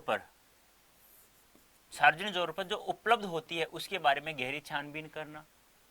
ठीक है, एक थी विश्लेषणात्मक। विश्लेषणात्मक क्या होता है, विश्लेषणात्मक रिपोर्ट क्या होता है, ऐसी सूचना जिसका विश्लेषण किया जाए, और व्याख्या पर जोर देना। ऐसी सूचना जिस पर व्याख्या और विश्लेषण पर जोर दिया जाता है उसे विश्लेषण। और विवरणात्मक क्या होता है, विवरणात्मक रिपोर्ट क्या होता है, जिसे बारीकी और विस्तृत रूप से किसी घटना को छापा जाता है, रिपोर्ट को लिखा जाता है, उसे कहा जाता है विवरणात्मक रिपोर्ट। ये आपको ध्यान में रखना है। लेकिन एक बात हमेशा ध्यान रखना, चाहे तो फीचर लेखन हो, चाहे समाचार लेखन हो, चाहे आपका विशेष रिपोर्ट हो, सभी की भाषाएं सरल एवं सहज होनी चाहिए, यानी आम बोलचाल भाषा में लिखा हुआ समाचार होना चाहिए।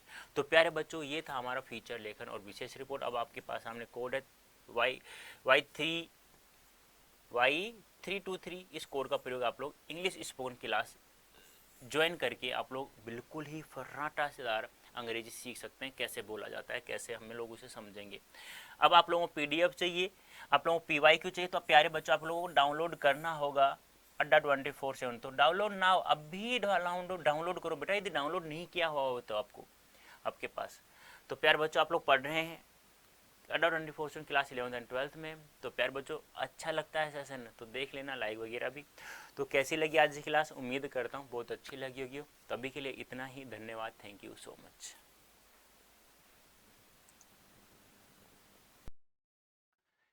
नमस्कार प्यारे बच्चों, कैसे हैं आप सभी? उम्मीद करता हूँ सभी स्वस्थ होंगे, ठीक होंगे और आपकी पढ़ाई भी सुचारू रूप से चल रही होगी। प्यारे बच्चों देखो, मैं बार बार कहता हूँ, अब की बार हमें 100 में से 100 नंबर लाना है हिंदी विषय में। कैसे लाएंगे प्यारे बच्चों? उसके केवल 2 चीज़ें आपको ध्यान में रखनी है। जितने भी सेशन में ले रहा हूँ उनको कंटिन्यू आप लोग लेंगे। दूसरी सबसे बड़ी बात, जिन क्वेश्चंस की मैं प्रैक्टिस करा रहा हूँ उनकी मेरे साथ साथ प्रैक्टिस करने के बाद घर पर बैठकर अभ्यास करेंगे। तो प्यारे बच्चों गारंटी कह सकता हूँ 1001% आप लोग 100% नंबर प्राप्त करेंगे। ऐसा क्यों कह रहा हूँ? क्योंकि प्यारे बच्चों ऐसा हुआ है बहुत बार बच्चों ने 100 में 100 नंबर लाए हैं।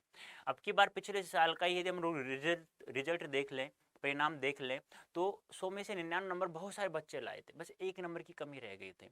वो उस नंबर की कमी कैसे रही, कहाँ रही, तो उसकी कमी हम लोग अब की बार दूर कर रहे हैं। तो 1 नंबर था, उसकी हम लोग मेहनत प्रैक्टिस कर रहे हैं। तो जल्दी सेशन जुड़ जाइए। आज हम पढ़ेंगे 6 नंबर का हमारा टॉपिक है जो हमारे एग्जाम में पूछा जाएगा, रचनात्मक लेखन। कैसे आएगा? रचनात्मक लेखन एक है, रचनात्मक लेखन, रचनात्मक लेखन। अब ये रचनात्मक लेखन है, यह है हमारे 6 नंबर का आएगा। अब हमें कैसे याद करें, कैसे समझ में आएगा? तो नए और अप्रत्याशित विषयों पर लेख, आपके जो एक पुस्तक है जिसका नाम है अभिव्यक्ति और माध्यम, ठीक है, तो वहां से हमें सीखना है। वहां कुछ निबंध दिए हुए हैं, उनमें से हम लोग चर्चा भी करेंगे। कैसे लिखते हैं नए और अप्रत्याशित विषयों पर लेख? जैसे कि मान लो आप पिछले मंथ कोई मूवी देखने गए थे, आप घर से गए मूवी देखने और उससे पहले आप लोगों ने क्या क्या विचार किया, क्या क्या सोचा कि हम लोगों को क्या करना है, कैसे नहीं करना है, कहाँ कैसे जाना है, कैसे आना है, कैसे मूवी देखना है, उस समय वहां क्या क्या करना है। तो यह सब आप जब देख करके आए थे तो उस समय 2 या 3 मिनट आप लोग विचार करें कि हमने विचार कैसे बनाया, पैसे कैसे इकट्ठे किए, किससे हम लोग गए थे, तो कौन कौन सी बातें आपको लिखना है, बस लिख डालो। वही एक रचनात्मक लेखन। अरे नाम रचनात्मक क्या होता है? आप अपनी बुद्धि लगा करके कोई भी रचनात्मक लेखन लिख सकते हैं। या मान लो पिछले साल आप कहीं एक कैंप गया था अपने स्कूल की तरफ से, आप घूमने गए थे पिकनिक पर, मान ले माउंट आबू गए थे, वैष्णो देवी गए थे, या जिम कार्बेट गए थे घूमने के लिए, तो वहाँ की बातें लिख सकते हो, उत्तराखंड की जिम कार्बेट की। आप जैसे गए, क्या क्या आपने आनंद लिया, बस में गए, एयरप्लेन में गए, किस में गए, आप लोग ट्रेन से गए, सारी बातें आप लोग इकट्ठी कर लो एक जगह, फिर उसको लिख डालो। वो रचनात्मक लेखन कितने नंबर का है? 6 नंबर का, फ्री के मिलते हैं, फ्री ऑफ कॉस्ट मिलते हैं। जैसे आपने दीवार घड़ी को देखा, अरे 10 बज रहे हैं, अरे 10 बज रहे हैं आज 3 तारीख, अरे 10 बजे 3 तारीख को हम तो जिम कार्बेट घूम रहे थे, वहां हमने ये देखा ये देखा, तो घड़ी दीवार घड़ी देखते ही हमें सब कुछ याद आ गया, तो बस लिख डालो रचनात्मक लेखन। वही तो है, देख लीजिए।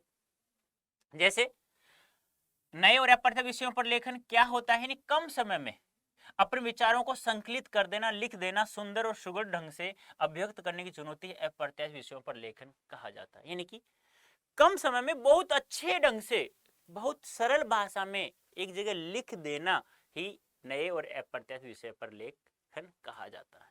ठीक है, कम समय में होना चाहिए और अच्छा लिखा हुआ होना चाहिए। जैसे आपने पिछली फिल्म कब देखी? शायद हफ्ते भर पहले देखी, या शायद महीने पर पहले देखी, या देखने के बाद फिल्म के बारे में दोस्तों से बातचीत जरूर की होगी, उन्हें बताया होगा कि अच्छी लगी या नहीं, अच्छी लगने या न लगने के कारणों को बताया होगा, और चर्चा भी की होगी, ऐसा नहीं हो सकता, ऐसा होना चाहिए था तो बहुत अच्छी होती, अब सोचिए कि क्या उस फिल्म के बारे में अपने ख्यालात को आप एक सुव्यवस्थित लेख के रूप में शकल दे सकते हैं, शकल देना ही लिख सकते हैं। फिल्म देख के आ गए, पिछले हफ्ते देखी थी, 1 महीना पहले देखी थी, आते ही दोस्तों से बातें करते हो ना, यार ये गलत हुआ, हीरोइन नहीं मरनी चाहिए थी, यार वो दोनों मिलने चाहिए थे, दोनों प्यार करने वाले मिलने चाहिए थे, अरे वो एक खलनायक था ना, वो बच गया था, यानी इसका मतलब सेकंड पार्ट आने वाला है। मतलब आप लोग विचार करते हैं ना कि ऐसा होना चाहिए था, ऐसा नहीं होना चाहिए था, ये होना चाहिए था, ये नहीं होना चाहिए था, बहुत अच्छी थी, बहुत खराब थी, अच्छी थी, यानी कि आप लोग उसे लिख देना सुव्यवस्थित ढंग से, तो वही रचनात्मक लेखन होता है। अगर आपने फिल्म सिनेमाघर में देखी हो तो उस सिनेमाघर का पूरा माहौल आपके दिमाग में होना, टिकट खिड़की पर लगी लाइन, उस लाइन में चलने वाली बत कही और ठेल मठेल खाने पीने की चीजों के जगमगाते काउंटर, आगे की संभावित फिल्मों की चिता चित आकर्षक पोस्टर, सिनेमाघर की लॉबी की अपनी खास महक वगैरह वगैरह आदि, क्या आप स्मृति है, आपकी याद है और अनुभव में बसे हुए सिनेमाघर को शब्दों के सारे पन्नों पर उकेर सकते हैं। कहने का तात्पर्य क्या है, आजकल तो फिर भी इतना नहीं होता, ऑनलाइन टिकट मिल जाती है, पहले ऑफलाइन रहा करता, तो क्या होता था, भीड़ में ऐसे लग जाते थे, यानी कि बिल्कुल चिपक जाते थे, पसीने आते रहते थे, फिर भी आवाज होती थी, ये वो, अरे मेरी भी 3 टिकट लेना, अरे मेरी भी लेना, अरे सोहन सुन मेरी बात सुन, मैं लेट आ रहा हूँ, तुम्हें टिकट ले लेना, मैं पहुंच जाऊंगा समय पर। तो वो सब आवाज, वो वगैरह वगैरह जैसे रेस्ट होती थी, अरे भी मेरे लिए समोसा लाना, अरे भी क्या कर रहा है, ऐसे नहीं होना, ये मतलब सब कुछ जो भी आपने देखा लिखा सब लिख डालो यार। मतलब कहने का मतलब है जो आपने किया है वास्तविक रूप से वो लिखो ना यार, वो 2-3 मिनट में जो आपने देखा, जो आपने घूमा, इधर उधर घूमा, वो सब लिख डालो 2-3 मिनट में, वही रचनात्मक लेखन है। आपने आज सुबह का अखबार देखा होगा, पूरा नहीं भी देखा हो तो कम से कम खास खास खबरों पर एक नजर दौड़ाई होगी, जैसे कि मेरा जैसा इंसान है, पहला प्रश्न देखा, मोटे मोटे खबरें देख लिया, फिर ठीक है, सीधा फिर खेल प्रश्न आता है, मैं देख के आ गया, ठीक है। कुछ कारोबार व्यापारी होते हैं जो कारोबार व्यापारी वाले व्यापार वाला पृष्ठ ही देखते हैं, तो बहुत अपने अपनी विचारों खुद खूब ऐसे व्यक्ति होते हैं जो ठाले बैठे रहते हैं पूरा ही पढ़ते हैं, ऐसी बात है, ऐसा नहीं कि ठाले बैठे वाले पूरा पढ़ते हैं। उन खबरों को देखते हुए अपने समय और समाज की जो तस्वीर आपके मन में बनती है, क्या आप उसे एक लेख में व्यक्त कर सकते हैं। आपने जो भी अखबार पढ़ा, आपने सोचा यार ये गलत लिखा हुआ है, ऐसा नहीं होना चाहिए, तो आप उसके ऊपर लिख डालो ना। आजकल तो बहुत अच्छा साधन यूट्यूब है, डाल दो यूट्यूब पे, फेसबुक पे, इंस्टाग्राम पे डाल दो कि ऐसा इस दिन फलाना फलाना डेट को ये आया था, ये गलत है, ऐसा नहीं जो होना चाहिए। आजकल कितनी गरीबी हो रही है, कितने बेरोजगार हो रहे हैं, ऐसा उन्होंने लिखा था, इतनी बेरोजगार नहीं, ये गलत है, इतनी बेरोजगार नहीं, इतने बेरोजगार है, मेरे पास डाटा है, पिछले वर्ष बताया गया था, पिछले पर डे मैं देखता रहता हूँ, तो वो बात है। जैसे अब कौन कौन सी बातें हमें ध्यान में रखनी चाहिए, तो देख लेते हैं एक बार, क्योंकि वो पता होना चाहिए। किसी भी विषय पर लिखने से पूर्व सबसे पहले 2-3 मिनट सोचकर यह विचार कर लेना चाहिए कि किन विचारों को हम विस्तार दे सकते हैं जिन्हें हमने देखा या पढ़ा है। इन 2-3 मिनट सोचो एक बार, आज हाँ हम वहां गए, इस प्रकार से यह कार्य हम लोगों ने किया है। इसके पश्चात विषय की शुरुआत को आकर्षक बनाने पर विचार करना चाहिए जिससे पाठकों को भी पसंद आए, यानी कि स्टार्ट यदि आकर्षक हुआ, कहा जाता है ना, यदि फिल्म का ट्रेलर सुपरहिट हो गया तो फिल्म तो सुपरहिट ऑटोमेटिक हो जाती है, तो वही बात यहाँ है। शुरुआत आकर्षक होने के साथ साथ निर्वाह योग्य भी होनी चाहिए, निर्वाह यानी उपयोग योग्य भी होनी चाहिए। लिखते समय बात एक सिलसिलेवार ढंग से आगे बढ़े, इसलिए उसमें सुसंबद्धता का होना अनिवार्य है, यानी कि व्यवस्थित ढंग से होना चाहिए। सुसंबद्धता के साथ साथ विवरण का सुसंगत होना भी आवश्यक है, सुसंगत होना एक अच्छे लेखन की विशेषता होती है, यानी कि सुगर ढंग से सुंदर सुंदर अक्षरों में लिखा होना चाहिए, सीधा टेढ़ा मेढ़ा नहीं होना चाहिए, राइटिंग भी हैंड राइटिंग भी साफ होनी चाहिए, आप छापोगे तो बहुत अच्छा आएगा, लेकिन शब्दों का ऐसा प्रयोग करना है कि सामने वाले पाठक को पढ़ते ही समझ में आ जाए, ठीक है।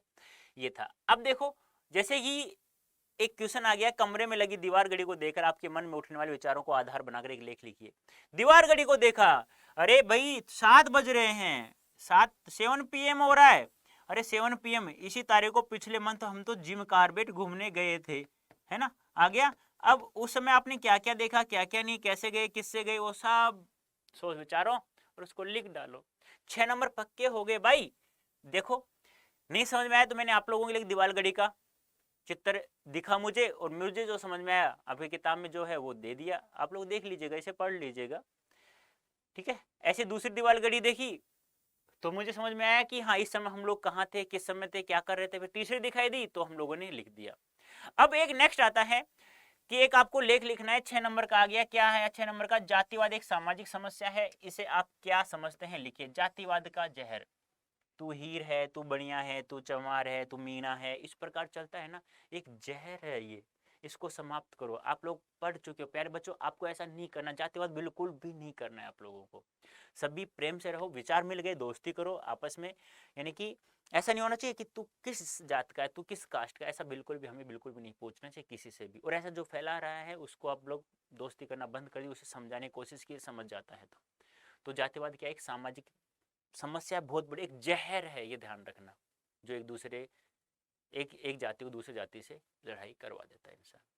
तो प्यारे बच्चों, एक बार देख लेने से, समझ लेना अच्छे से, उम्मीद करता हूँ आपको समझ में आ जाएगा। ऐसे ही आप लोगों को किसी के ऊपर भी, कंप्यूटर शिक्षा पर, एक आप यानी कि प्रार्थना स्तर के लिए आप लोगों को कोई भी रचनात्मक लेकर लिख सकता है।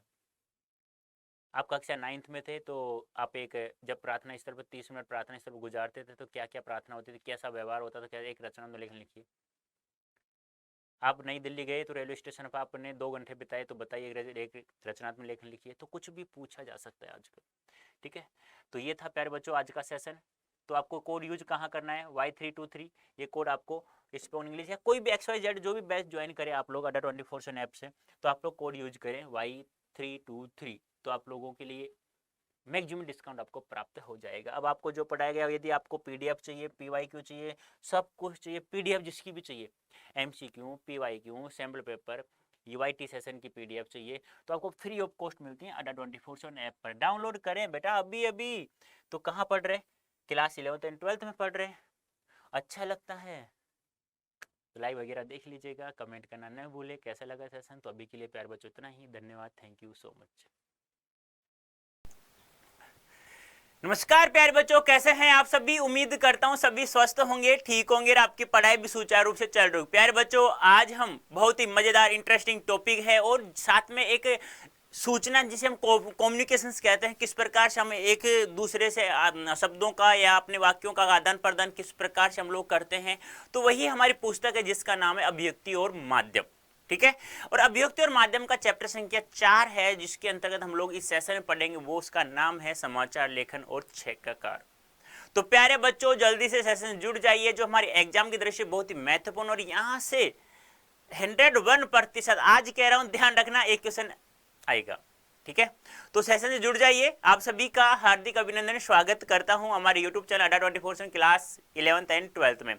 तो प्यारे बच्चों, यदि मैं चर्चा करूं, यदि अर्थात मैं बात करूं समाचार लेखन और छेक्काकार, तो देखो समाचार लेखन, अब कोई आप और मैं तो लिख नहीं सकते, उसको लिखने के लिए एक पत्रकार होता है, और जो पत्रकार होते हैं समाचार लेखन के लिए, वो 3 प्रकार के होते हैं। कितने प्रकार के होते हैं? 3 प्रकार के।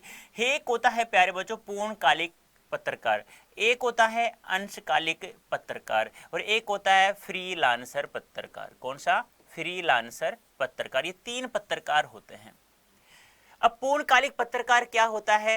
जिसे नियमित मानदेय मिलता है, यानी कि किसी भी जो जैसे कि मान लो हमारे, जैसे हम लोग बात कर लें, अमर उजाला है, दैनिक नवज्योति है, राजस्थान पत्रिका है, दैनिक भास्कर है, तो इसके अंतर्गत एक फिक्स एम्प्लॉय होता है जो पूर्णकालिक के रूप में नियमित मानदेय के अंतर्गत कार्य करता है। अंशकालिक होता है जिसे स्ट्रिंगर भी कहा जाता है, ये भी ध्यान रखना है, पूछा जा सकता है आपसे, स्ट्रिंगर, ठीक है। यानी कि किस पत्रकार को स्ट्रिंगर के नाम से जानते हैं, तो अंशकालिक पत्रकार को स्ट्रिंगर के नाम से जानते हैं।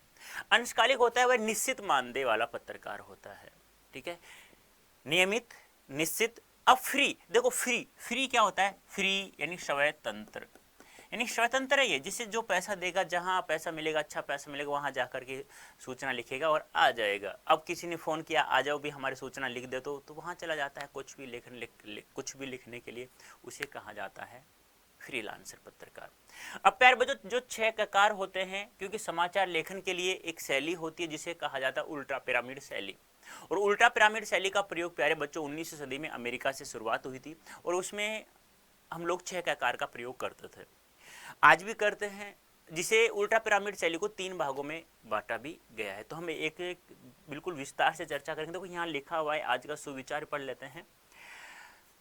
कड़ी से कड़ी जोड़ते हैं तो जंजीर बन जाती है, कड़ी से कड़ी जोड़ते हैं तो जंजीर बन जाती है, और मेहनत पे मेहनत करते जाएं तो तकदीर बन जाती है। तो तकदीर बनाना है, और तकदीर बनेगी कैसे? जब हम लोग ईमानदारी से पढ़ाई करेंगे। तो चले प्यारे बच्चों, कड़ी से कड़ी जोड़ लेते हैं। तो पत्रकारीय लेखन क्या होता है? मैंने बताया पत्रकार जो होता है वह 3 तरह के होते हैं। एक होता है प्यारे बच्चों पूर्णकालिक, एक होता है अंशकालिक, और एक होता है फ्रीलांसर। ये भी ध्यान रखना है, जो अंशकालिक होता है, मैं बार बार कह रहा हूँ, उसे स्ट्रिंगर भी कहा जाता है। ये भी आपको ध्यान में रखना है। क्या कहा जाता है? स्ट्रिंगर भी कहा जाता है। अब मैंने यही बता दिया था कि पूर्णकालिक क्या होता है, अंशकालिक क्या होता है, और फ्रीलांसर क्या होता है। अब देखो, मैंने कहा पूर्णकालिक कैसे याद करेंगे? नियमित के नाम से, वरना बहुत कठिन हो जाएगा आप लोगों के लिए। नियमित, इसको ध्यान रखना है, निश्चित, इस प्रकार से याद रखने की ट्रिक्स बता रहा हूं। और ये है स्वतंत्र। तो देखो, पूर्णकालिक पत्रकार क्या होता है?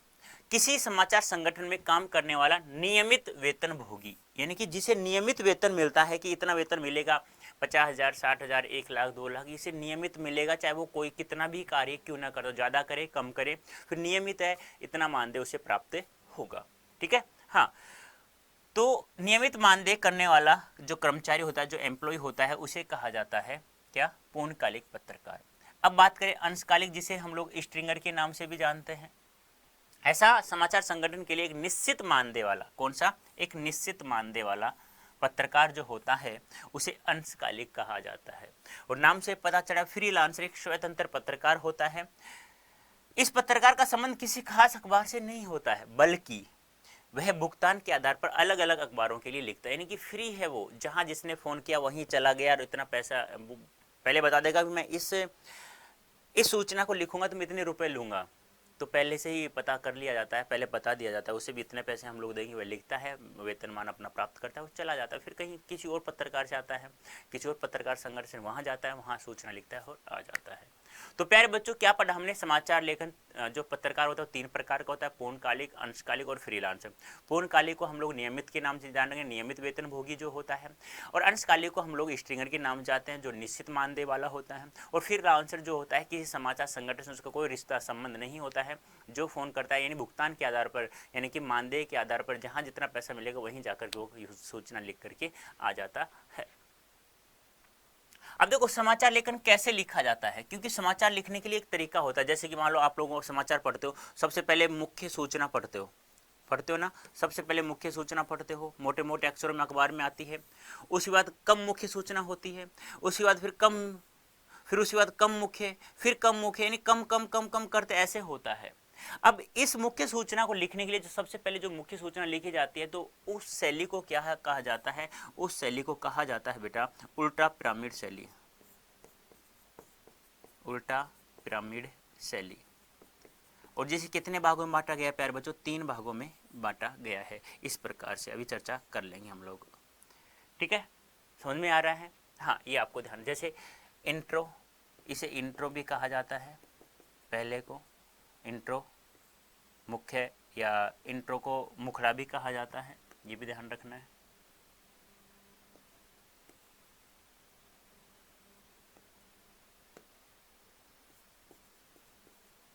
इसे कहा जाता है बॉडी, या इसे निकाय भी कहा जाता है, और इसे कहा जाता है प्यारे बच्चों समापन, जिसे हम लोग कहते हैं।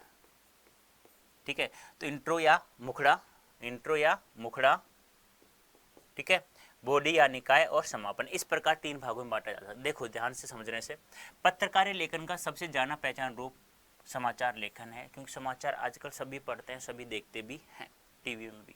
आमतौर पर अखबारों में समाचार पूर्णकालिक और अंशकालिक पत्रकार लिखते हैं। आमतौर पर पूछा जाए तो, क्योंकि पत्रकार 3 प्रकार का होता है प्यारे बच्चों, पूर्णकालिक, अंशकालिक और फ्रीलांसर, लेकिन मुख्यतः सामान्यतः जो भी समाचार लिखता है वो 2 ही पत्रकार लिखते हैं, पूर्णकालिक और अंशकालिक, जिन्हें संवाददाता या रिपोर्टर भी कहते हैं। और इन्हें हम लोग किस नाम से जानते हैं?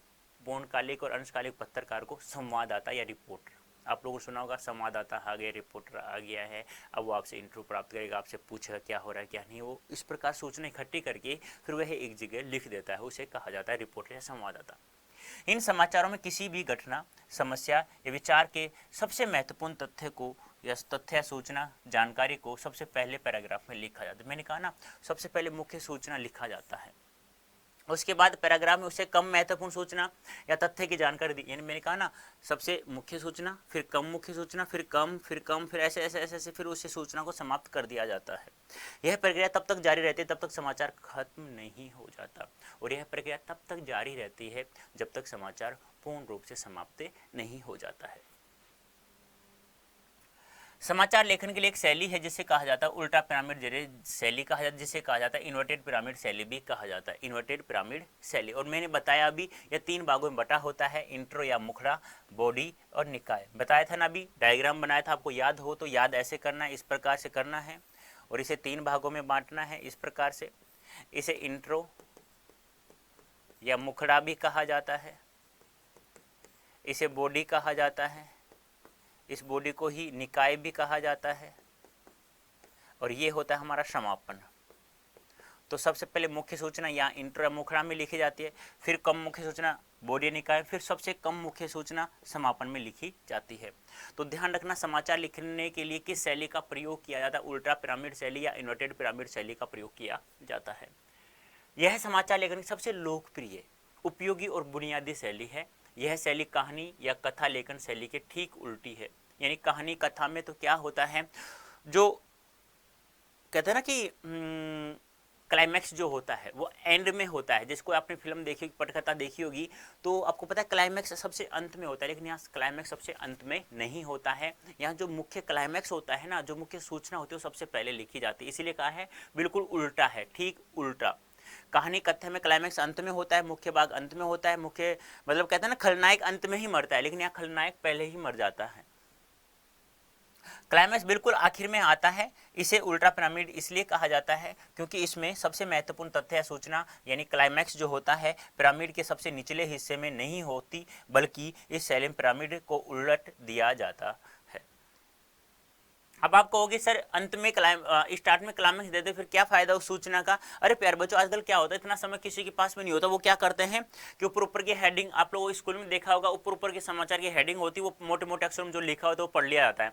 अब जो आपको लगेगा ये इंटरेस्टिंग है तो फिर हम लोग उसे नीचे भी पढ़ लेते हैं, जो कम महत्वपूर्ण होती है वो भी हम लोग पढ़ लेते हैं।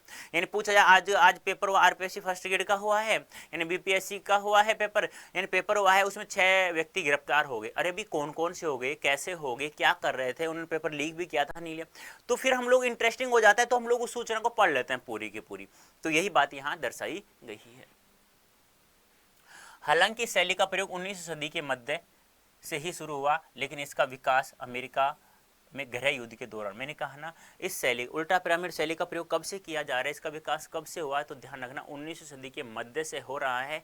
और अमेरिका में जब गहरे युद्ध हुआ था तो अमेरिका में इसका विकास हो गया था पूर्ण रूप से। उस समय संवाददाताओं को अपनी खबर टेलीग्राम संदेशों के जरिए भेजनी पड़ती थी, जिसकी सेवाएं महंगी और अनियमित और दुर्लभ हुआ करती थी। देखो पहले क्या होता था, जब समाचार पत्र नहीं हुआ करते थे, जो जैसे आप लोग दैनिक भास्कर, दैनिक गुजारण, दैनिक नवज्योति इस प्रकार नाम से पढ़ते हैं समाचार, तो पहले ये अखबार नहीं हुआ करते थे।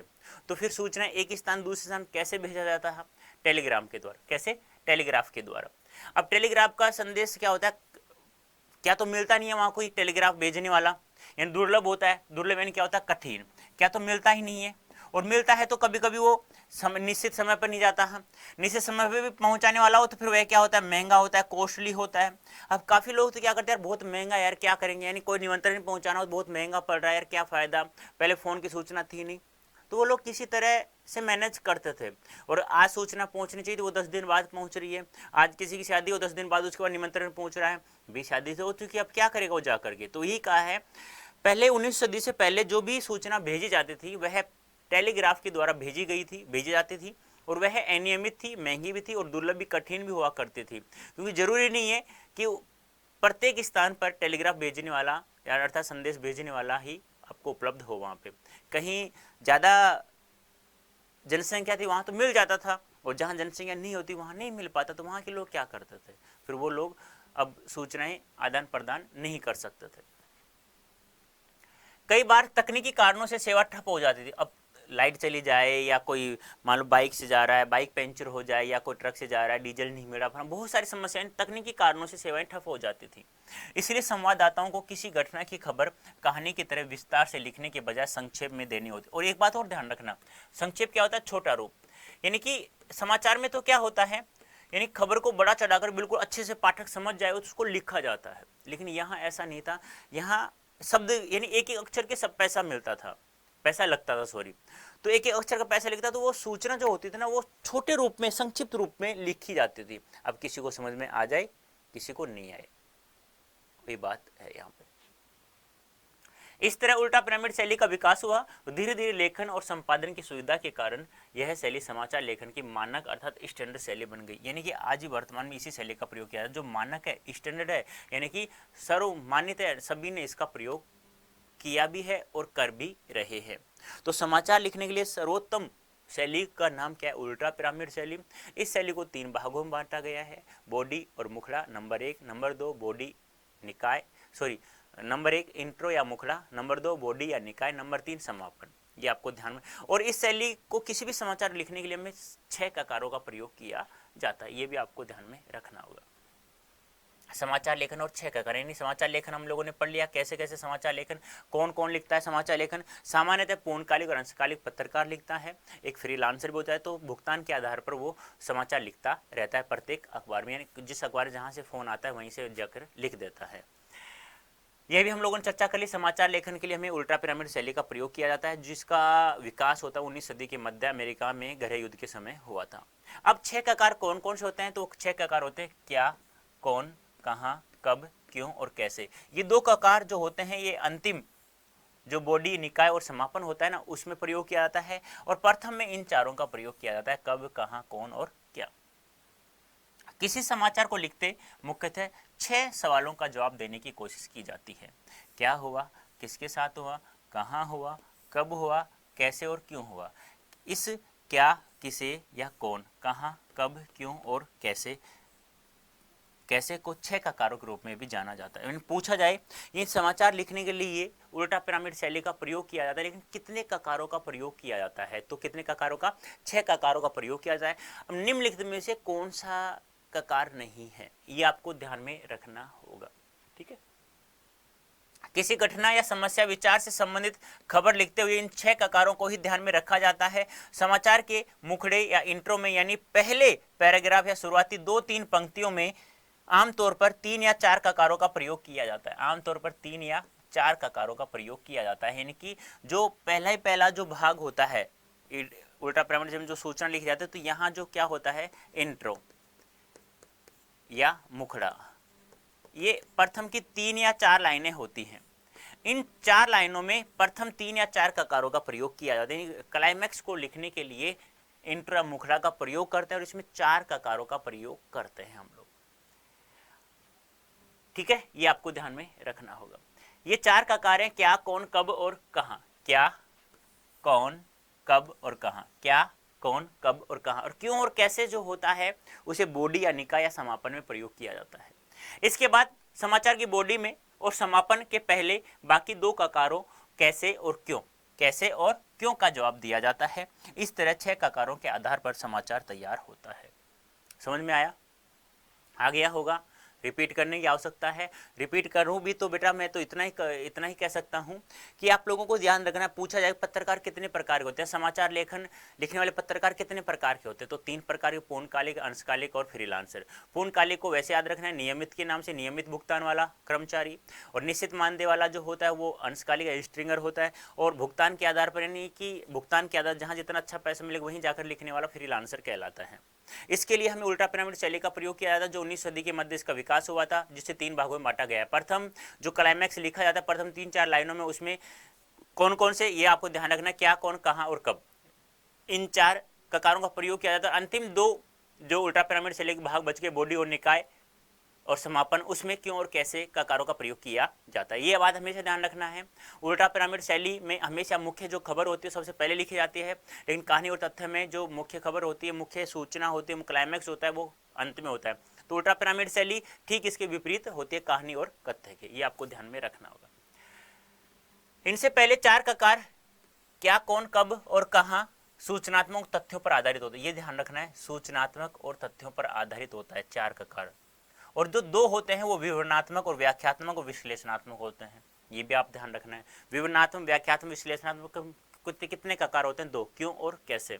और सूचना तथ्यों पर आधारित कितने ककार होते हैं? 4, ये आपको ध्यान, कब, कहां, कौन और क्या, ये आपको ध्यान में रखना होगा। अब देखो, हम लोगों ने समाचार लेखन देख लिया, 6 का कार्य पढ़ लिया, लेकिन हमें कैसे लिखे हुए एक अच्छा लेखन, किस प्रकार से लिखिए, तो हमें पता चल गया समाचार लेखन कौन कौन लिखता है, कैसे लिखा जाता है, किस शैली में लिखा जाता है, कितने ककारों का प्रयोग किया जाता है। लेकिन हमें ये नहीं पता अच्छा लेखन लिखने के लिए कौन कौन सी बातें होती है, तो ये भी ध्यान रखना है। पूछा जा सकता है, कैसे पूछा जाएगा? समाचार लिखने के लिए निम्न कौन कौन सी बातों का ध्यान रखना चाहिए, निम्नलिखित में कौन सी बातों का ध्यान में रखना आवश्यक है, तो ध्यान रखना है।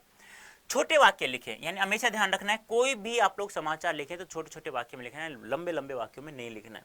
जटिल वाक्य, जटिल होता है कठिन, इन कठिन वाक्यों का प्रयोग न करें। तुलना में सरल वाक्य संरचना को वरीयता दे। आम बोलचाल की भाषा शब्दों का इस्तेमाल करें। गैर जरूरी शब्दों के इस्तेमाल से बचे, शब्दों को उनके वास्तविक अर्थ समझकर ही प्रयोग करें। यानी कि छोटे छोटे वाक्य होने चाहिए, भाषा सरल एवं सहज होनी चाहिए जिसे अनपढ़ को भी समझ में आ जाए। अच्छा लिखने के लिए अच्छा पढ़ना भी बहुत जरूरी है। जाने माने लेखकों की रचनाएं ध्यान से पढ़िए। लेखन में विविधता लाने के लिए छोटे वाक्यों के साथ साथ कुछ मध्यम आकार के और कुछ बड़े वाक्यों का प्रयोग कर सकते हैं। कहने का तात्पर्य क्या है, यानी कि देखो अच्छा लिखा है लेकिन उसके लिए अच्छा पढ़ना भी आवश्यक है। जैसे मैंने अच्छा समझाया है, अब आप लोग अच्छा पढ़ने वाले भी तो होने चाहिए ना, समझ रहे हो ना? या आप लोग अच्छा पढ़ते हो लेकिन मैं बुरा पढ़ाता हूं, तो दोनों अच्छे होने चाहिए। समाचार लेकिन अच्छा लिखा है तो पढ़ने वाले बच्चे होने अच्छे सही ढंग से लिखना चाहिए। मैंने कहा मैं जितना पढ़ा रहा हूं बस उतना ही पढ़ना है आप लोगों को, जितने क्वेश्चन में प्रैक्टिस करा रहा हूं उसी का अभ्यास करना है आप लोग बार बार, तो 100% मार्क्स प्राप्त हम लोग कर लेंगे। अभी अभी मैंने स्टार्टिंग बताया था, याद है तुम्हें?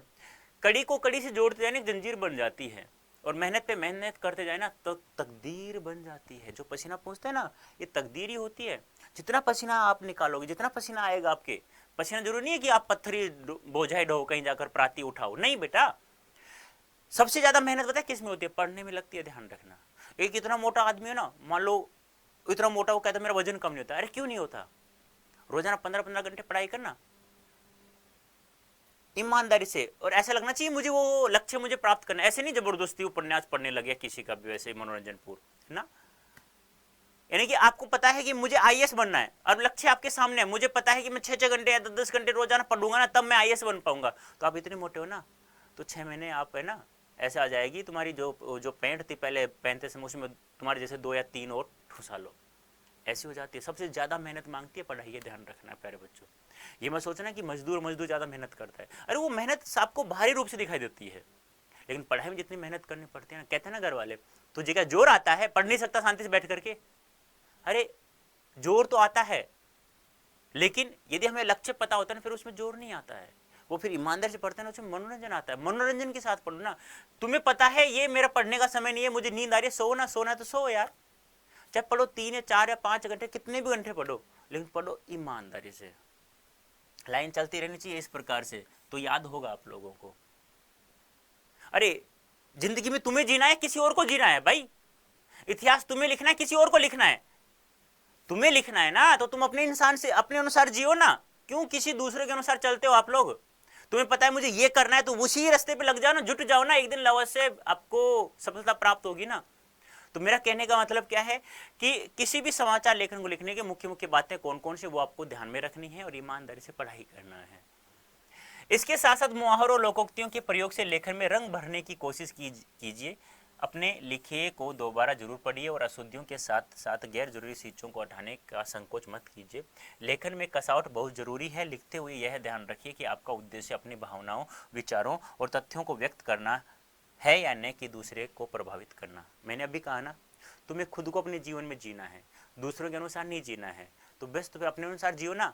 लीक तुम्हें पता है ये लीक है, चलता हूं तो मुझे अच्छा नहीं लगता, मत जाओ ना, तुम अपने अनुसार लीक बनाओ ना यार, रास्ता अपने अनुसार बनाओ ना, लेकिन अपना लक्ष्य को ध्यान में रखते हुए बनाना है। तो वही बात है, रंग भरना है अपनी जिंदगी में तो कुछ अच्छे कार्य करने होंगे। तो वही बात है, अच्छा लेखन लिखना है तो लोकोक्ति मुहावरों का प्रयोग करें। रंग भरना मतलब लक्ष्य को प्राप्त करने के लिए उसमें ईमानदारी से कर्म करना, कार्य करना, ठीक है।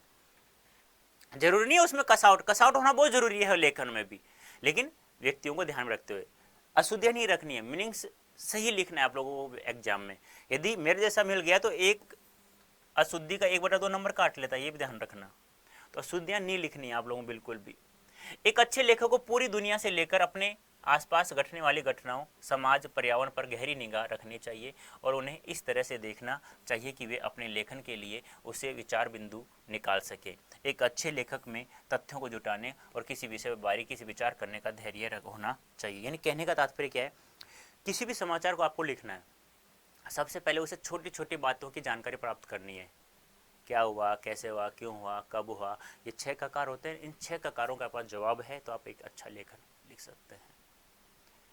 तो प्यारे बच्चों, ये हम लोग क्या पढ़ रहे थे, समाचार लेखन और 6 ककार। उम्मीद करता हूँ, और इसके साथ में हम लोगों ने पढ़ा कि समाचार लिखने के लिए कौन कौन सी मुख्य पूर्ण बातें होती है जिनको हमें ध्यान में रखना चाहिए। पूछा जा सकता है कि अच्छे समाचार लेखन के लिए निम्नलिखित में से कौन कौन सी बातों का ध्यान में रखना चाहिए या कौन कौन सी बातें ध्यान में रखनी चाहिए। अब प्यारे बच्चों, आप लोगों को पता है अभिव्यक्ति और माध्यम का चैप्टर संख्या कौन सा है, ये 4 है, ये भी ध्यान आपको रखना है, ठीक है। हाँ, अब ये कोड है Y323, ये कहाँ यूज करना है आप लोगों को, पावरफुल इंग्लिश सीखनी है तो आ जाइए हमारे पास, और Y323 कोड यूज करके मैक्सिमम डिस्काउंट प्राप्त हो जाएगा आप लोगों को। कोड क्या है, Y323, ये ध्यान रखना है, मैक्सिमम डिस्काउंट आपको प्राप्त हो जाएगा। अब देखो, जो मैंने पढ़ाया, आप कहते हो सर PDF चाहिए हमें, सर प्रीवियस ईयर क्वेश्चन भी चाहिए, सर आपके द्वारा बनाए गए सैंपल पेपर भी चाहिए। तो प्यारे बच्चों, आप प्ले स्टोर से Adda24 ऐप डाउनलोड कीजिएगा, फ्री ऑफ कॉस्ट मिलता है यहाँ सब कुछ। नहीं किया है तो भी करें बेटा प्यारे बच्चों, ठीक है। कहाँ पढ़ रहे हो, Adda24 class 11th and 12th। अब देखो, अब जो भी सेशन लेते हो अच्छा लगता है तो क्या है, लाइक है, शेयर है, कमेंट है, देख लेना आप अपने अनुसार। तो कैसा लगा आप लोगों को, उम्मीद करता हूँ बहुत अच्छा समझ में आ गया होगा। और प्यारे बच्चों, ईमानदारी से पढ़ना। अब की यार मुझे 100 में से 100 नंबर चाहिए हिंदी विषय में, ठीक है। तो अभी के लिए इतना ही, धन्यवाद, थैंक यू सो मच।